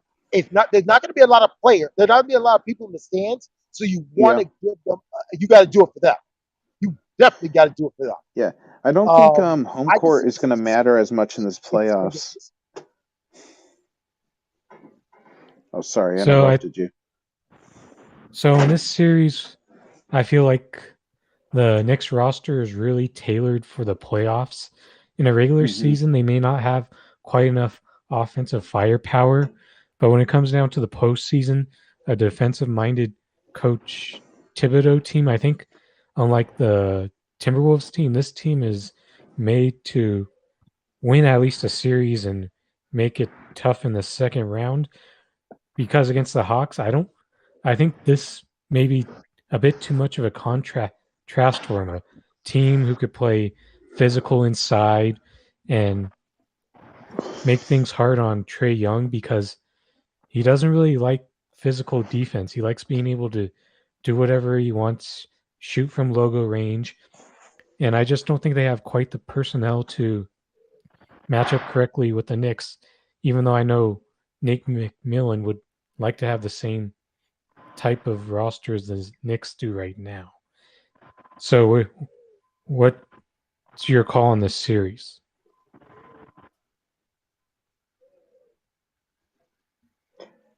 You want to go first? Me? Yeah. Yes. Okay. My call is I think I can see this. I can see this Knicks team winning in 6 games, maybe if necessary, 6 if possible, 7 if necessary. I don't think they want to have to be forced to play that 7th and final game because that means you're going to have to go up against the Philadelphia team who probably won their series in 4 or 5 games and will be largely well rested. So you definitely want to make this as quick a series as possible. But I'm not one to sleep on my enemies or on my rivals. So I definitely want to make sure that. So I will give them the Hawks the benefit of the doubt of 2 games and say that the Knicks win this in 6 games. I think this is going to be one of the most fun series to watch. Very entertaining. Oh, absolutely. This and the Bucks series. These are the only ones on the East I want to watch. I mean, I might watch some of the other ones, but the Nets are going to wash them. The Philadelphia is going to wash. It's not a joke of a series, probably. I think I'm choosing Knicks too. I'm going to say Knicks in 7. and I will go Knicks in 6. And I don't even think that matters if the Knicks can't even win game 1. I think they are capable of coming back from a deficit and still getting the job done. They have So shown a great one of their biggest strengths that I've noticed, especially in coming out of the All-Star game, out of the All-Star break. They have been very resilient in the third or fourth quarter. They've also let the third and fourth quarters games get away from them in the third and fourth quarter, like they did this afternoon against yesterday afternoon against Boston, because that, like I said, they let a 20-point lead disappear, almost evaporate to nothing. But thanks to two last minute field goals, free throws, it proved to be immaterial. let's switch over to the Western Conference and go to the 1-8 matchup with the Jazz and Warriors. Oh boy, this is almost a laugher at this point, because you are talking about a Jazz squad that is very talented, very feisty, and pretty damn well coached. Another team that's pretty damn well coached. I am going to go with the Jazz in this series in 5 games, only because we're still talking about the Warriors. We're still talking about Steve Kerr. We're still talking about Stephen Curry. So yeah, I'm not going. But like I said, this is still a very green team. It's still very wet behind the ears. You're definitely going to want to take that into consideration. But yeah, I'm gonna go with the Jazz in 5 games. And how about you, Kevin? I agree. Jazz in 5. I think a huge thing in last year's playoffs. No Bogdanovic. I'm probably saying that wrong. Boyan. Bogdanovic. Bogdanovic?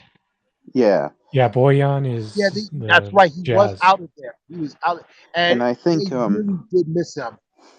Yes, and I've always been maybe overly critical of Rudy Gobert in the postseason, but I don't think this matchup's a complete nightmare for them with Rudy Gobert. No, I don't think it's gonna destroy them. I think he's not gonna get played off the court. He just has to outplay Kevon Looney. That's not gonna be a problem. No, shouldn't be. No. I'm gonna say I'm gonna give the Warriors a game. Jazz in 5. I'm gonna slightly disagree with both of you guys. I think the Jazz are a bit vulnerable to the Warriors as they've shown over the regular season. I think that could carry over and make this a tougher series for the Jazz than you expect, especially since they're barely going to have Donovan Mitchell coming back on game 1. So that may be a game or 2 that they're going to lose. So instead of 5, I think they're going to push the Jazz to 6 games instead. I had not even thought about the fact that they're going to be without Donovan Mitchell for that first. He'll just barely be coming back. And even and when they get him back, what kind of shape will he be in? I wasn't thinking about that, because Mitchell had, for a good chunk for part of the season, actually did carry that team. Mm-hmm. And especially once come playoff time, you're going to be relying on him more. Absolutely. And one thing we also tend to forget, especially in the NBA playoffs, is that it doesn't matter if you're the 1 seed or the 8 seed. Everybody starts 0-0. And there have been times that we've seen 7 seeds upset 2 seeds in the first round. 8 seeds Mhm. upset 1 seeds. And if I'm not mistaken, one of those teams was the Denver Nuggets back in 1994. In Yeah. fact, Yep. when they just absolutely stunned the world by taking down a very good Seattle squad. I mean, we're talking about a Seattle squad that has Yeah, Seattle that went to the championship, the NBA championship. I'm sorry? I believe it was a year after or 2 years after they went to the finals. They didn't win it. They lost against the Yeah, they were They 2 went years the removed year from after. having lost to Chicago. year after. Yeah. Wait, hold up. No, that was 1994. They lost to the Bulls in 96. 6. And I Yeah, think they that went a was couple I years think that after was that. 6 games. Oh no, they just went to the conference finals the year before then. I think they lost against the Suns. Yep, that was the previous year. And a very good Sun squad, if I may add, a squad that had Charles Kevin Barkley. Johnson, that had Charles Barkley. It was a very fun. The early '90s were a very fun time to be a Suns fan. Mm-hmm. Also, So, a few heartbreakers, but also it was a lot of fun. so let's shift over to that Lakers and Suns series, and I think a lot of our breakdown for what we said about the Warriors could largely apply to the Suns as well. So, how do you think that series will go? Okay. The one significant difference between Utah and Phoenix, I would say, is the age. This is still that Sun squad. We're talking about a Suns team that is still pretty young. The only one with playoff experience is Paul. Exactly, and I mean, and he's Sharich has a bit. Oh, and, that's true. But starters then. It's like CP3 just found the fountain of youth. He's playing like he was still in New Orleans or something. It's just so much fun. It This is going to warms my be a heart. tough, Huh? very tough first matchup for many of these young ones Yeah, against the but Lakers. but what they lack in experience, they do make up for kind of in like heart. They do make up for it in heart. I mean, you need heart to be the number 2 seed in the West. I'm gonna go with but if they're going up against the incumbent champions, you can expect a fight. You can expect it. You can act. They're not going to go. The Lakers squad is not going to go down easily. I can easily see this as a series that could go to 6, quite possibly even 7 games. And I'm going to go, but I'm going to go with and this is one of the few times I'm probably going to go against the grain. I'm actually going to go with the Suns, but it's going to be a 6 game. But it's going to be a Suns victory in 7 games. I think I'm going to go opposite, but I'm going to say Lakers in 7. Okay. I think if the Suns win it, they're going to win it in 6. So Lakers looking in at 7. this Lakers team, I feel like it's kind of like the 95 Bulls where a lot of the team was tired, but at the same time, the championship hangover that the 2007 Heat had. But I just think this is one of the best matchups where they could exploit their strengths against Phoenix about more than anyone else that's in the playoffs. So I think Lakers in 5. It's just an unfortunate matchup for Phoenix, and they just don't have the complementary bigs in either Dario Saric or Frank Kaminsky that can at least hold their own with Anthony Davis. Okay, I can respect that. So let's go to the 3-6 matchup with the Nuggets and Blazers. Wow. Oh my goodness. I can honestly say this is probably going to be my favorite series in the West because you're talking about a very Jamal Murray is probably one of my favorite players right now. Yeah. who's not wearing a Knicks uniform. He just, I mean, he was such a he was such a revelation last season. Really stepped up when the team really needed someone to supplement and complement Nikola Jokic. Their two-man game is amazing. Uh, it's clear that he belongs in the league. He's just got this aura of just like confidence about him that I just really love. And he's still quite modest, actually, about his talent. I find this interesting. But I digress.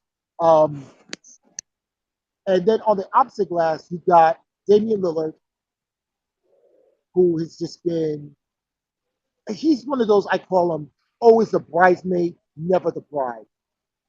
He's been in the playoffs pretty much every year since he's been in the league, and yet has never really made. But I think he's only made it to the Western Conference Finals once. Mm-hmm.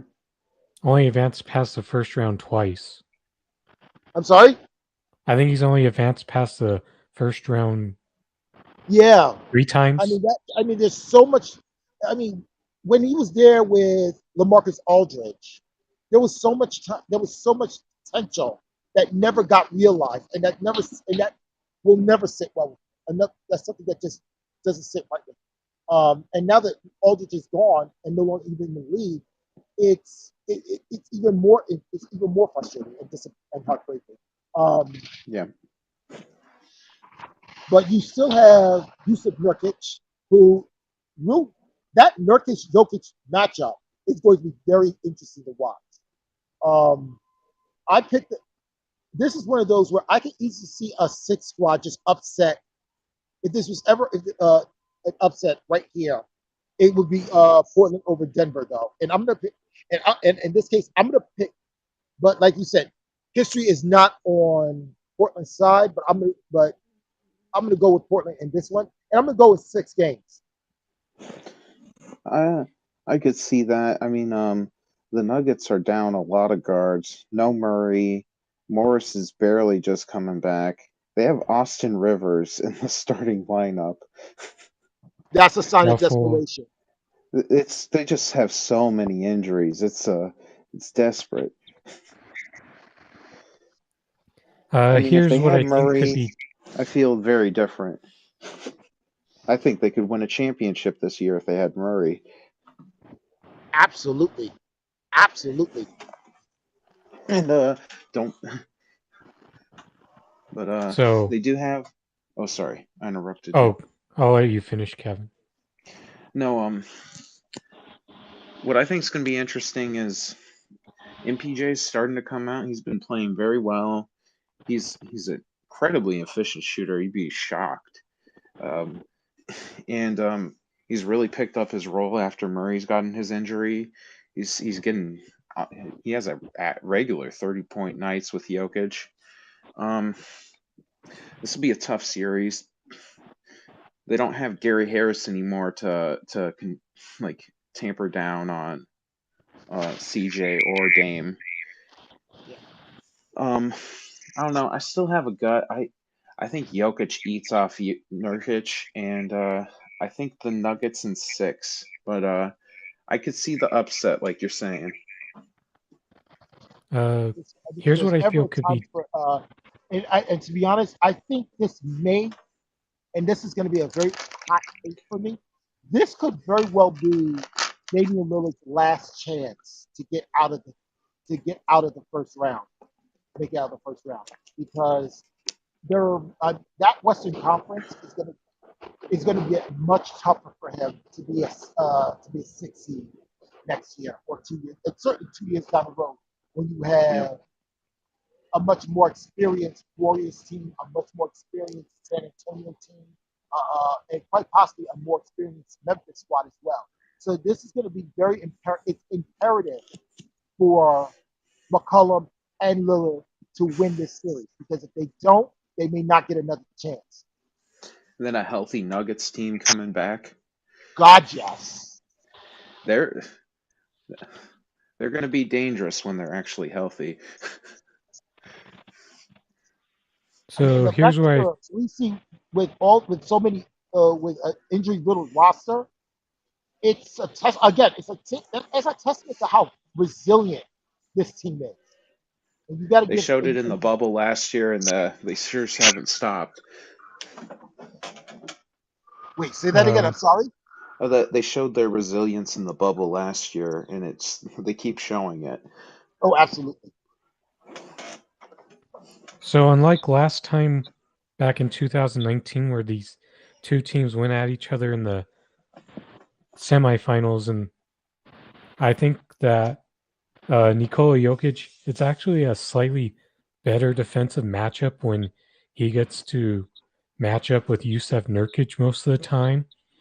And I think another difference will be with the guards that are remaining for the Nuggets, they're going to scrap and chase around Damian Lillard and CJ McCollum. They can't rely on matching their scoring punch the same way. No. So I feel like Portland's due for the Nuggets to return the favor to them. So I got the Nuggets winning in 7 this time around. Oh wow. That's a great assessment actually. Come to think of it, because you look at Jokic. Jokic looked like when he came into the season back in December, he looked like he put on a little more muscle. He's not afraid to throw that excess girth around him. Mm-hmm. Yes, his teammates always say he's the hardest working guy on the team. Yep. Yeah, and that hard work is their point guard. Because it's not just the fact that he came in there with it looked like he packed on maybe a 10-pound increase in his weight, but it's all muscle, and he's just ready. He's not afraid to be a bully when he needs to. He doesn't. He's still not. It's a lot for him. It's going to be a last resort, and that's perfectly fine. But he's a little more willing to throw down if he needs to, especially for his team. And that's gonna be very interesting how that plays out. Especially considering it's gonna be very likely that the starting lineup will most likely have 3 and quite possibly 4 guards for Denver. Yes, I think in order to beat Portland, they're gonna have to embrace 3-guard lineups. Yep. I think you're gonna definitely MPJ at the 2, maybe, technically. Probably maybe some MPJ, Aaron Gordon, Jokic, Facu, and Rivers, or Facu and Morris, or something like that. See what works. And they don't have many choices, unfortunately. Yeah. With all the injuries, you can't. There's not many adjustments you can make. It's either going to work or it's not. Yeah. All very valid points, gentlemen. I think we're ready to go to the last first round series, and that's the Clippers and the Mavericks. Another rematch, last year's playoff matchup, first round. That's actually kind of interesting. This is going to be a very interesting matchup, just like the 4-5 matchup in the East. This is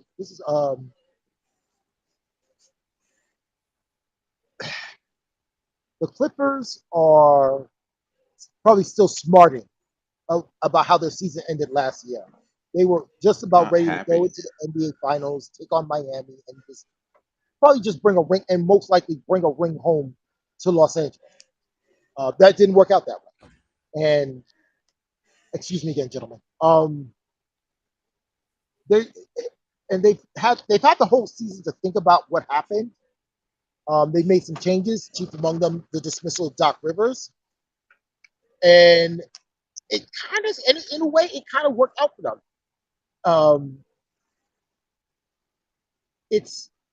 But I don't know if they still have that same fire in them that they had last year. I mean, Blake Griffin is I'm sorry, not Blake Griffin, but there's this. I don't see that same spark, that same fire, carrying them into the postseason.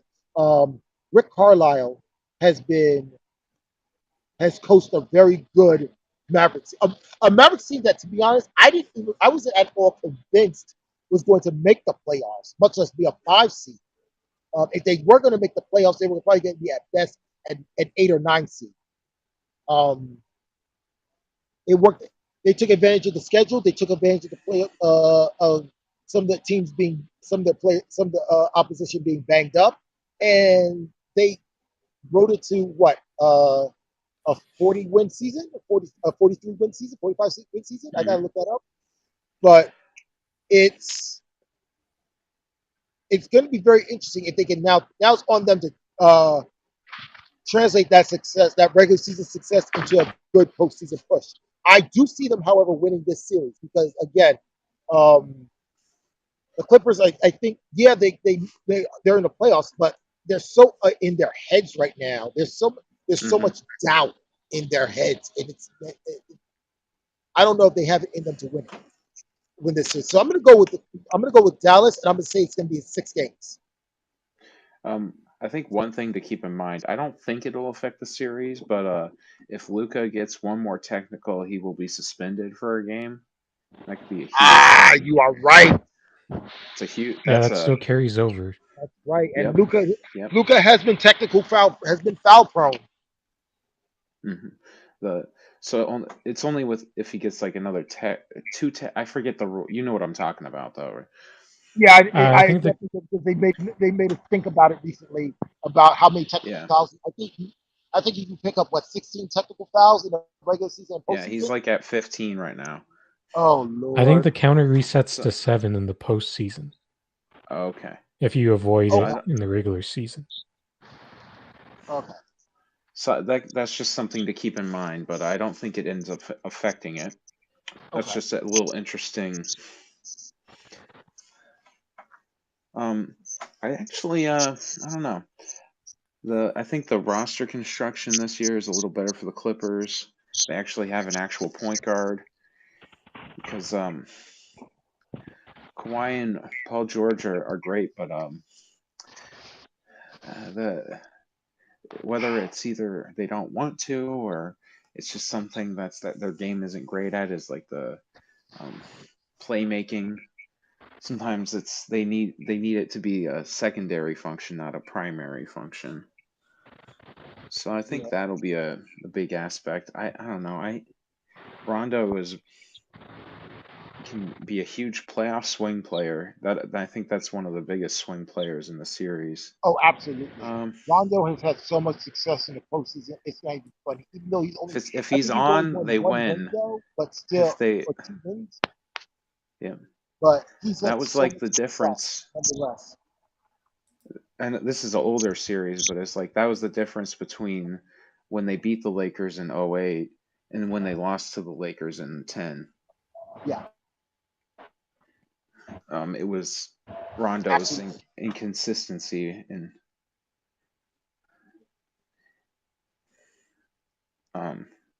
just that. Sorry. I don't know. I think Dallas has something to say. They carried that series to 6 last year. I think this is gonna be a close one. Is Kristaps Porzingis healthy? For now he is. He came back for the last. If he's 2. playing, I think if he's not playing, I wouldn't give them a chance. But he's playing, so I don't know. I'm gonna say I'm still feeling Clippers in 6.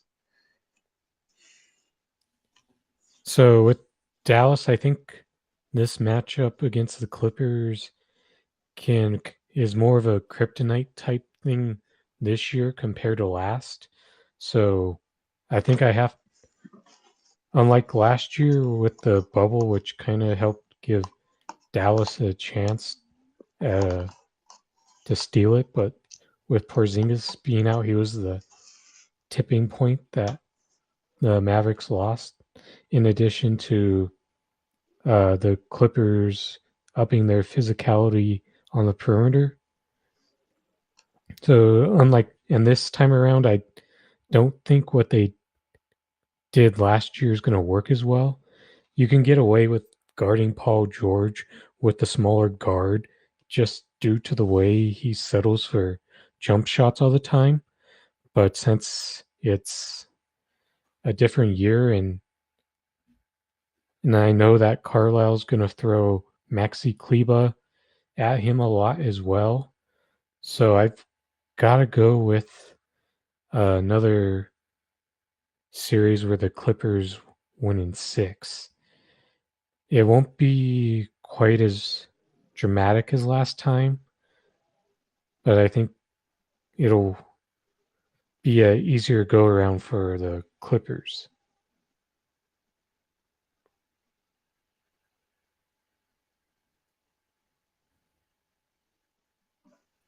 You back, Kevin? Yeah, I'm back. Yeah, Sorry, yeah. I'm sorry. I I'm back. disconnected. I'm sorry, gentlemen. Yeah, I'm very sorry about that. I'm having tech. I'm using Oh, iffy just now. I apologize for the dropped connection. I had one too there for a second. Yeah, I was carrying it on by myself for a moment. And so I think. So who I did am you so have? sorry about that, Who'd gentlemen. you Yeah, have winning? I just had a dropped connection. Andrew. Yes? Who'd you have winning that Oh, series? my choice for the 4-5 matchup. So you had I'm the sorry. Say that again. I'm sorry. Mavericks. I had the Clippers. Andrew, who did you have? I went with Clippers in 6, less dramatic Mhm. than last year. It was dramatic.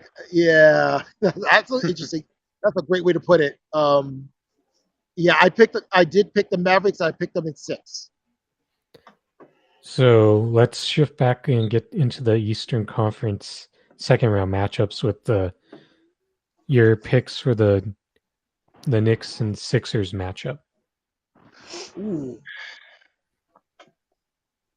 I'm not gonna lie to you. This matchup scares me because for several reasons. First and foremost, you're talking about two very good rosters that have had a fair amount of success this season, but the Phillies have had Joel Embiid has been banged up. There's been some question marks about his health as has been par for the course. But I'm gonna go. But that they found a way to overcome most of those, and I'm gonna go with the Sixers in 6 games. Mm-hmm. And how about you, Kevin? Yeah, I think Julius Randle's been a great story this season. Knicks have been fun. I think NBA is better when the Knicks aren't a dumpster fire. It's nice that they're competent and entertaining, but I think the second round is where it ends for them, and I'm going to pick the the Sixers, and I'm gonna say 5. I could see it going 6, but I'm feeling 5. I honestly think this could end up being a tougher matchup for the Sixers than most people are willing to give them credit for. You've got Nerlens Noel, who's one of the best defensive centers in the NBA, Oh and he's God! been carrying it ever since Mitchell Robinson's been out. Then you've also got Taj Gibson, who's been stepping up in that role as well. So I don't. If the Sixers win, they're going to have to do it without no less of the strength of Joel Embiid. So I wouldn't be surprised if the Sixers had to go all the way to 7 games. I think it'll be the Sixers in 7. Hmm. Now let's go on to Bucks and Nets. You know what? This actually, I can see. I mean, Brooklyn has a lot to prove. I Yep. mean, they have. It's one thing to take down a 7 seed. It's something else to take down a 3 seed, especially a 3 seed that is pretty damn good in Milwaukee. Yep. I would definitely see, and given all the star power that's been in the Barclays Center this season, that's on that roster, I'm going to go with Brooklyn, and I'm going to go with 5 games. Make this a statement, make it quick, and make it Yeah. painless. I think I think they really don't want to be the Clippers of last year against the Nuggets. Exactly. And I think it's a similar kind of matchup where I mean, Nuggets were more on the rise. They're younger, and they had a great performances out of. I mean, Jokic has been great in every playoff game he's almost ever played, and then Murray started stepping up last year's playoffs. Um, with the Bucks, it's different. I think it's like, can you unlock Giannis? Can you have the role players hit the threes around him, and can you create some different offensive looks? Can you, when it bogs down, do you have a different plan? Because what's been working in the regular season hasn't always been working in the playoffs. And I don't know. That's a lot of firepower on the Nets. You got Kyrie, Harden, and Kevin Durant.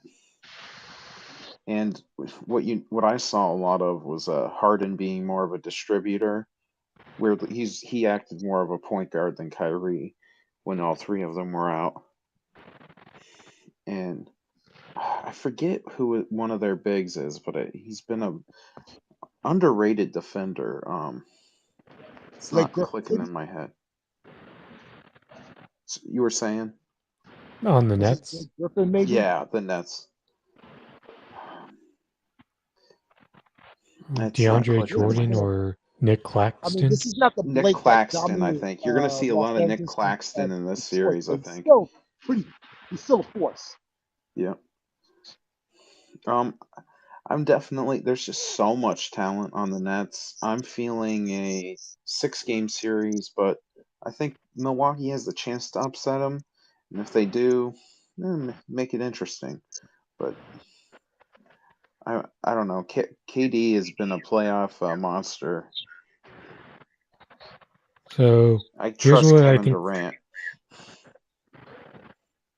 Here's what I think this series comes down to. I think Drew could hold his own enough on James Harden. I think Giannis is going to do what Giannis does, but I think the matchup that's going to determine this series will be Kevin Durant and Chris Middleton. And Durant, no one's really going to guard Durant, and I don't think Middleton's going to be the answer for him.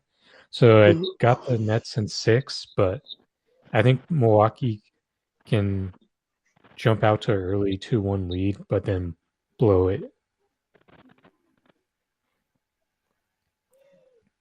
Now let's shift west to the second round matchup of, I think, most of the Jazz and Clippers, since that's where the consensus falls. Yeah.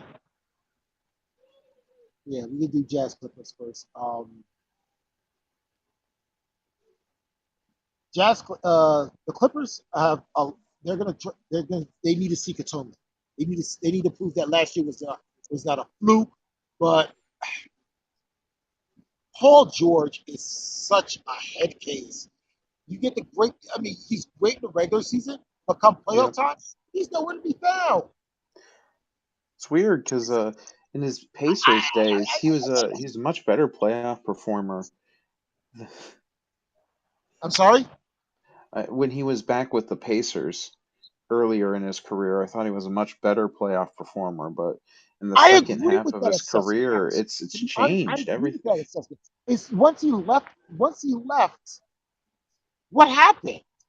I don't know. It's not the same player.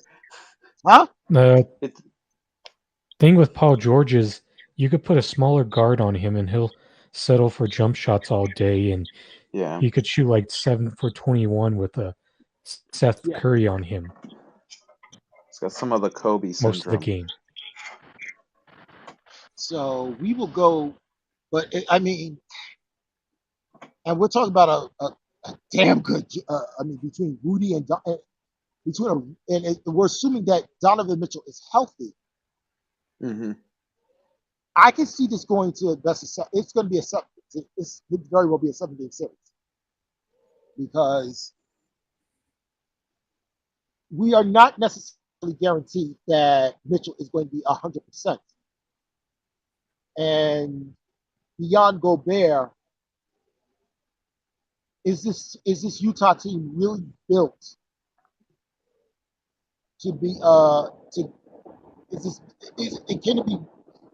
can it be built to withstand a third round? We'll go to that. We'll do that. We can cross that bridge when we get to it. But let's focus right now. Yeah, I can see this. I can see Utah winning in 7 games. I mean, the Clippers are not to be underestimated. They definitely can rise to the occasion when need be. So yeah, I can see this going to a full 7 games. I agree. I'll call just because I'm a gloating Nuggets fan. This is the battle of who was the better 3-1 team. Who was? It's like, oh, we were both embarrassed by the Nuggets last year. Let's see who embarrassed ourselves less. Sorry, I can't help myself. I empathize with dude. I empathize. It's all I have after all the injuries, and I'll never stop being mean. So, but I don't know. I still don't buy the Utah in the playoffs. I hope I'm wrong, but I'm feeling Clippers in 7. I think it'll be close, but I think I can trust Kawhi of everyone, and I think that's enough for him. so the way I'm going with this series is it's not so much an endorsement of the Jazz. It's more about me being down just enough on the Clippers because the Clippers 1 through 15, they probably got the deepest roster of anyone in the NBA. But here's the problem with the Clippers. They got too many guys on that roster who need to get their numbers and not enough guys who will hustle and do the dirty work that you need to advance deep into the playoffs. And I think with the way the Utah Jazz are constructed, they got more of those dirty work guys like Royce O'Neal and Georges Niang and Derek Favors. So I will have the Jazz in 7 games. They're going to split home court in the first 4. Then I think it'll be Utah taking advantage in the final 2 home games to win in 7. I can So agree with that as well. I think if you have each team taking one of the first 2 games, force it to be a best of 5, then it could easily go either way. But yeah, I could but again, I could see this Jazz squad winning. It's in 7 games. If they are extremely lucky, it might actually be 6. Mm-hmm. This definitely feels like a 7-game series. Yeah, it's gonna be raw. It's gonna be raucous. The Staples Center is gonna be rocking either way, whether it's the Lakers or the Clippers. It's gonna be rocking either way. So let's see what happens. I'm actually looking forward to this potential matchup. and the last second round matchup, even though me and Kevin think the Nuggets could win, we'll go with Lakers and Blazers since I think the majority of people will still be leaning Blazers. So, how do you think a Lakers Yeah, I Blazers think it's series gonna will be be? Blazers. If it's the Lakers Blazers, I could definitely see it being a Blazers. I could easily see that. Now, question is how many games? This is gonna be rough. This is a rough series to call. I would say the Blazers, but I would pick up another 7 game series. Between CJ McCollum and Damian Lillard, it's going to be they the guard Portland's guards match up pretty well with Lakers guards. It comes down to the big men. Anthony Davis is pretty hard to defend against. And LeBron is LeBron. Even at 36, LeBron is LeBron. So yeah, I'm definitely gonna have to pick. But for some strange reason, I can't quite put my finger on it. I see Portland actually pulling this one out in 7 games. So you're on the Charles Barkley Blazers wagon? Uh-oh. You know what? Rip. You know what? If that's what you want to call it like that. I'm guilty as charged. I have nothing but love for the underdog. Yeah, I mean, a lot of this is like me assuming Lakers' health, and that's a big question this year. I mean, I know some people might say, "Oh, easy for the Lakers," but I guess I'll still take the Lakers, but I don't know. I'm gonna go 7. Lakers and 7 on this one. So with this Lakers and Blazers matchup, with the Lakers advance, I think they're going to prefer going against the Blazers a bit more than the Nuggets because I think that will be a longer series that this time around. But I don't think the Blazers have really gotten any better from last year, at least in a way that will help them win a 7-game series against the Lakers. So if they start to find their health, I got the Lakers in 5.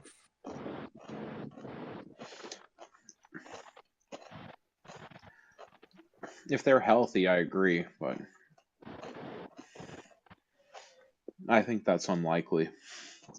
Now on to the Eastern Conference Finals matchup between the Nets and Sixers. Oh, this has got to be Brooklyn all the way. Brooklyn's probably got Brook. This is gonna be. It's gonna be. This is gonna be a bruising battle for either team. But Brooklyn has the star power, has the firepower, has the Steve Nash has been. I mean, we talked about teams that have been very well coached this season. Let's talk about Steve Nash as well and what he's done in his first year as a head coach.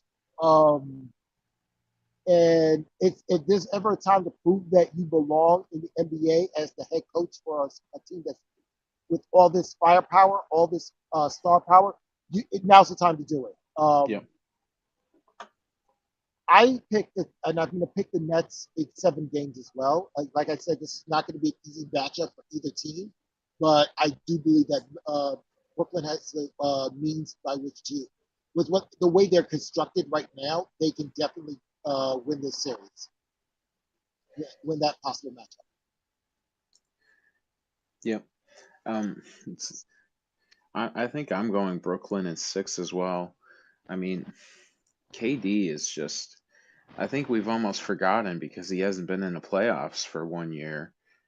Yeah, he's pretty damn amazing in the playoffs. and then they have enough around the edges. You got KD, Kyrie, and James Harden. When James Harden is your number 1 guy, I'm a little iffy, but when he's number 2, I think I feel a lot better. I feel like this series could be a bit surprising in the opposite way. I think the Brooklyn Nets can expose the flaws of chemistry. Tobias Harris and Ben Simmons because they are not quite good enough to be the number 2 and number 3 guy in terms of firepower, especially Ben Simmons. So I think this outcome's going to be a bit different than expected. So I got the Nets winning this in 5. I just think the Sixers are a bit too flawed in this matchup. I never thought about that.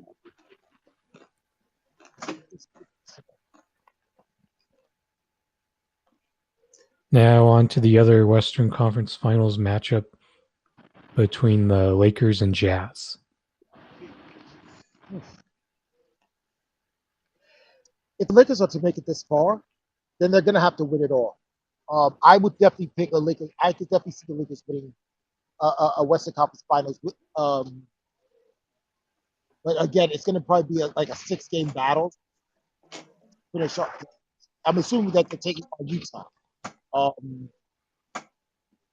But yeah, I would definitely pick them. I could see the Lakers winning that in 6 or maybe 7 games. Yeah, I think if they make it this far, they've stayed healthy, at least LeBron and AD, and that's what matters, at least on the West side. And I feel about the same. I mean, Lakers in 6 versus the Jazz. Let's say if it was the Clippers, I don't know. I think I might pick the Clippers. But if LeBron and AD stay healthy, I think they make it to the finals, but just don't win it.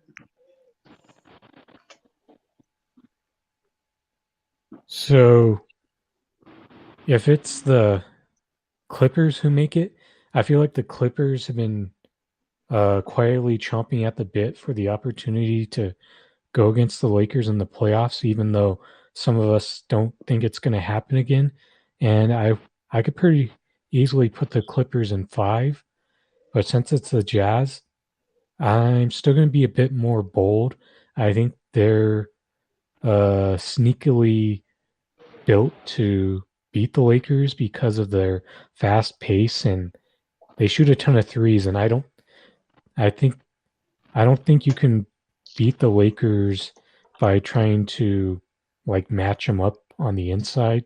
And I think the Jazz have a pretty good playing style to exploit that, and they can attack the rim just enough to maintain their balance and not get 2-3 happy. So I'm gonna go with the surprising pick. This is where I say that this year's Lakers are kind of like the '95 Bulls in the fact that they're tired and it's gonna catch up to them. So I think it's gonna be Jazz in 6 games.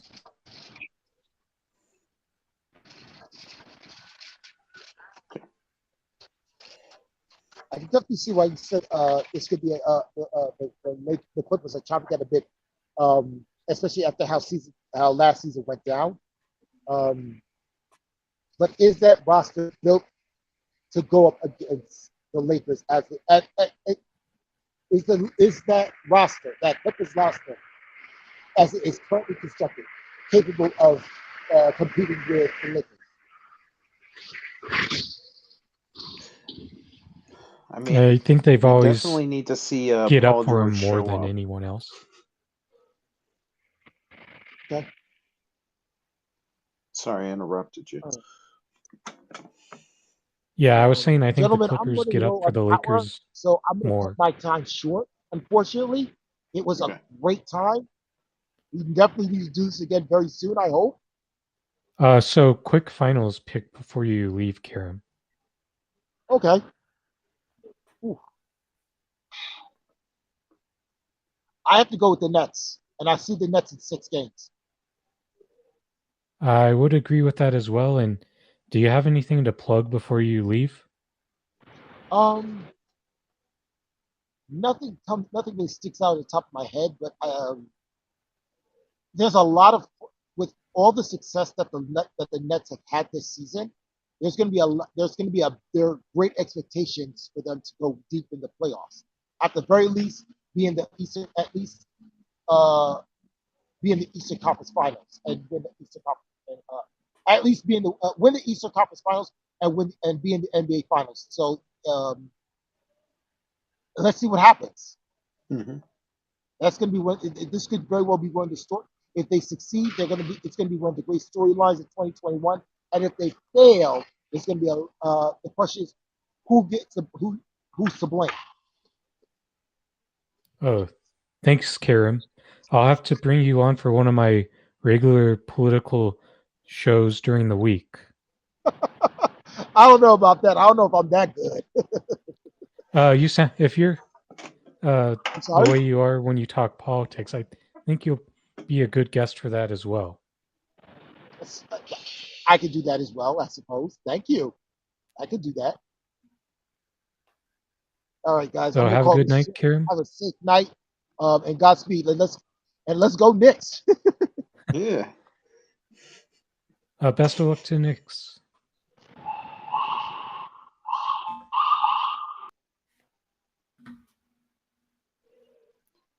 Oh, let's get your pick in, Kevin.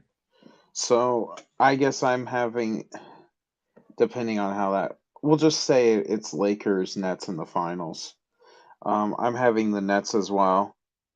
I don't know. I'm a KD playoff believer, and I think they have the talent around it. Where I don't know.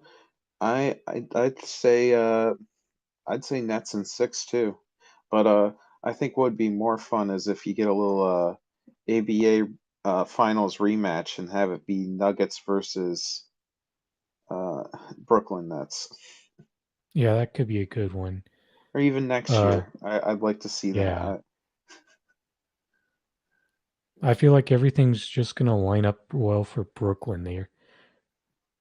In the Eastern Conference, their opponents just aren't as strong. I think they're gonna avoid the one team who could from the West who would give them the toughest series this year, and that would be the Clippers.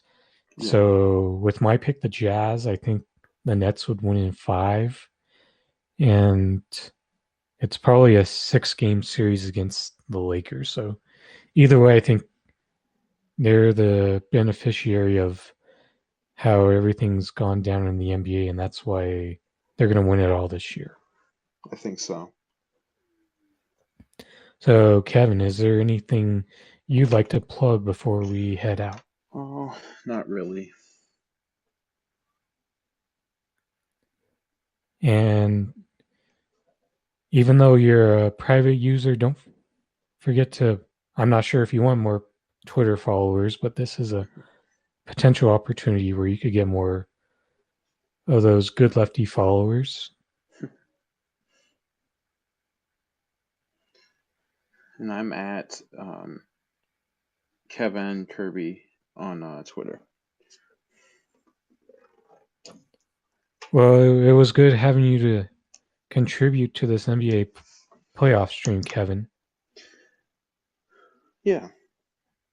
Well, have a good night, and Will do. Plan to have you on as a guest for one of the regular weekly shows. Sounds good. Nice talking to you. Oh, you too. Thank you. Bye. Bye.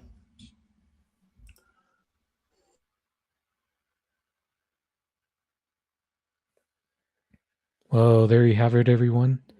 That was our NBA playoffs preview stream on the Rochford Files with your host, Andrew Rochford, as I had Kevin Kirby and Karen Walker on with me. So it turned out to be quite a pretty in-depth discussion. It took a bit longer than we thought. As of right now, I currently don't have a guest lined up for the regular show in about 12 and a half hours, but I get a couple of topics that I do plan to cover is the lefty debate between Andre Domise and Marianne Williamson over this Israel and Palestine issue. Marianne Williamson has been both siding it, so we got to break that down on the show tomorrow. Then go into Joe Biden and his vowed support for Israel and why I think it's unproductive to get into the arguments of rationalizing Joe Biden as the lesser evil. But there will be plenty more to discuss tomorrow, 3 p.m. Eastern, on the Rochford Files. Don't forget to follow me on Twitter at NugLifeComrade. Please subscribe on YouTube, The Rochford Files. Also go to Twitch TV/The Rochford Files as well. And good night to everyone, and I'll see y'all tomorrow.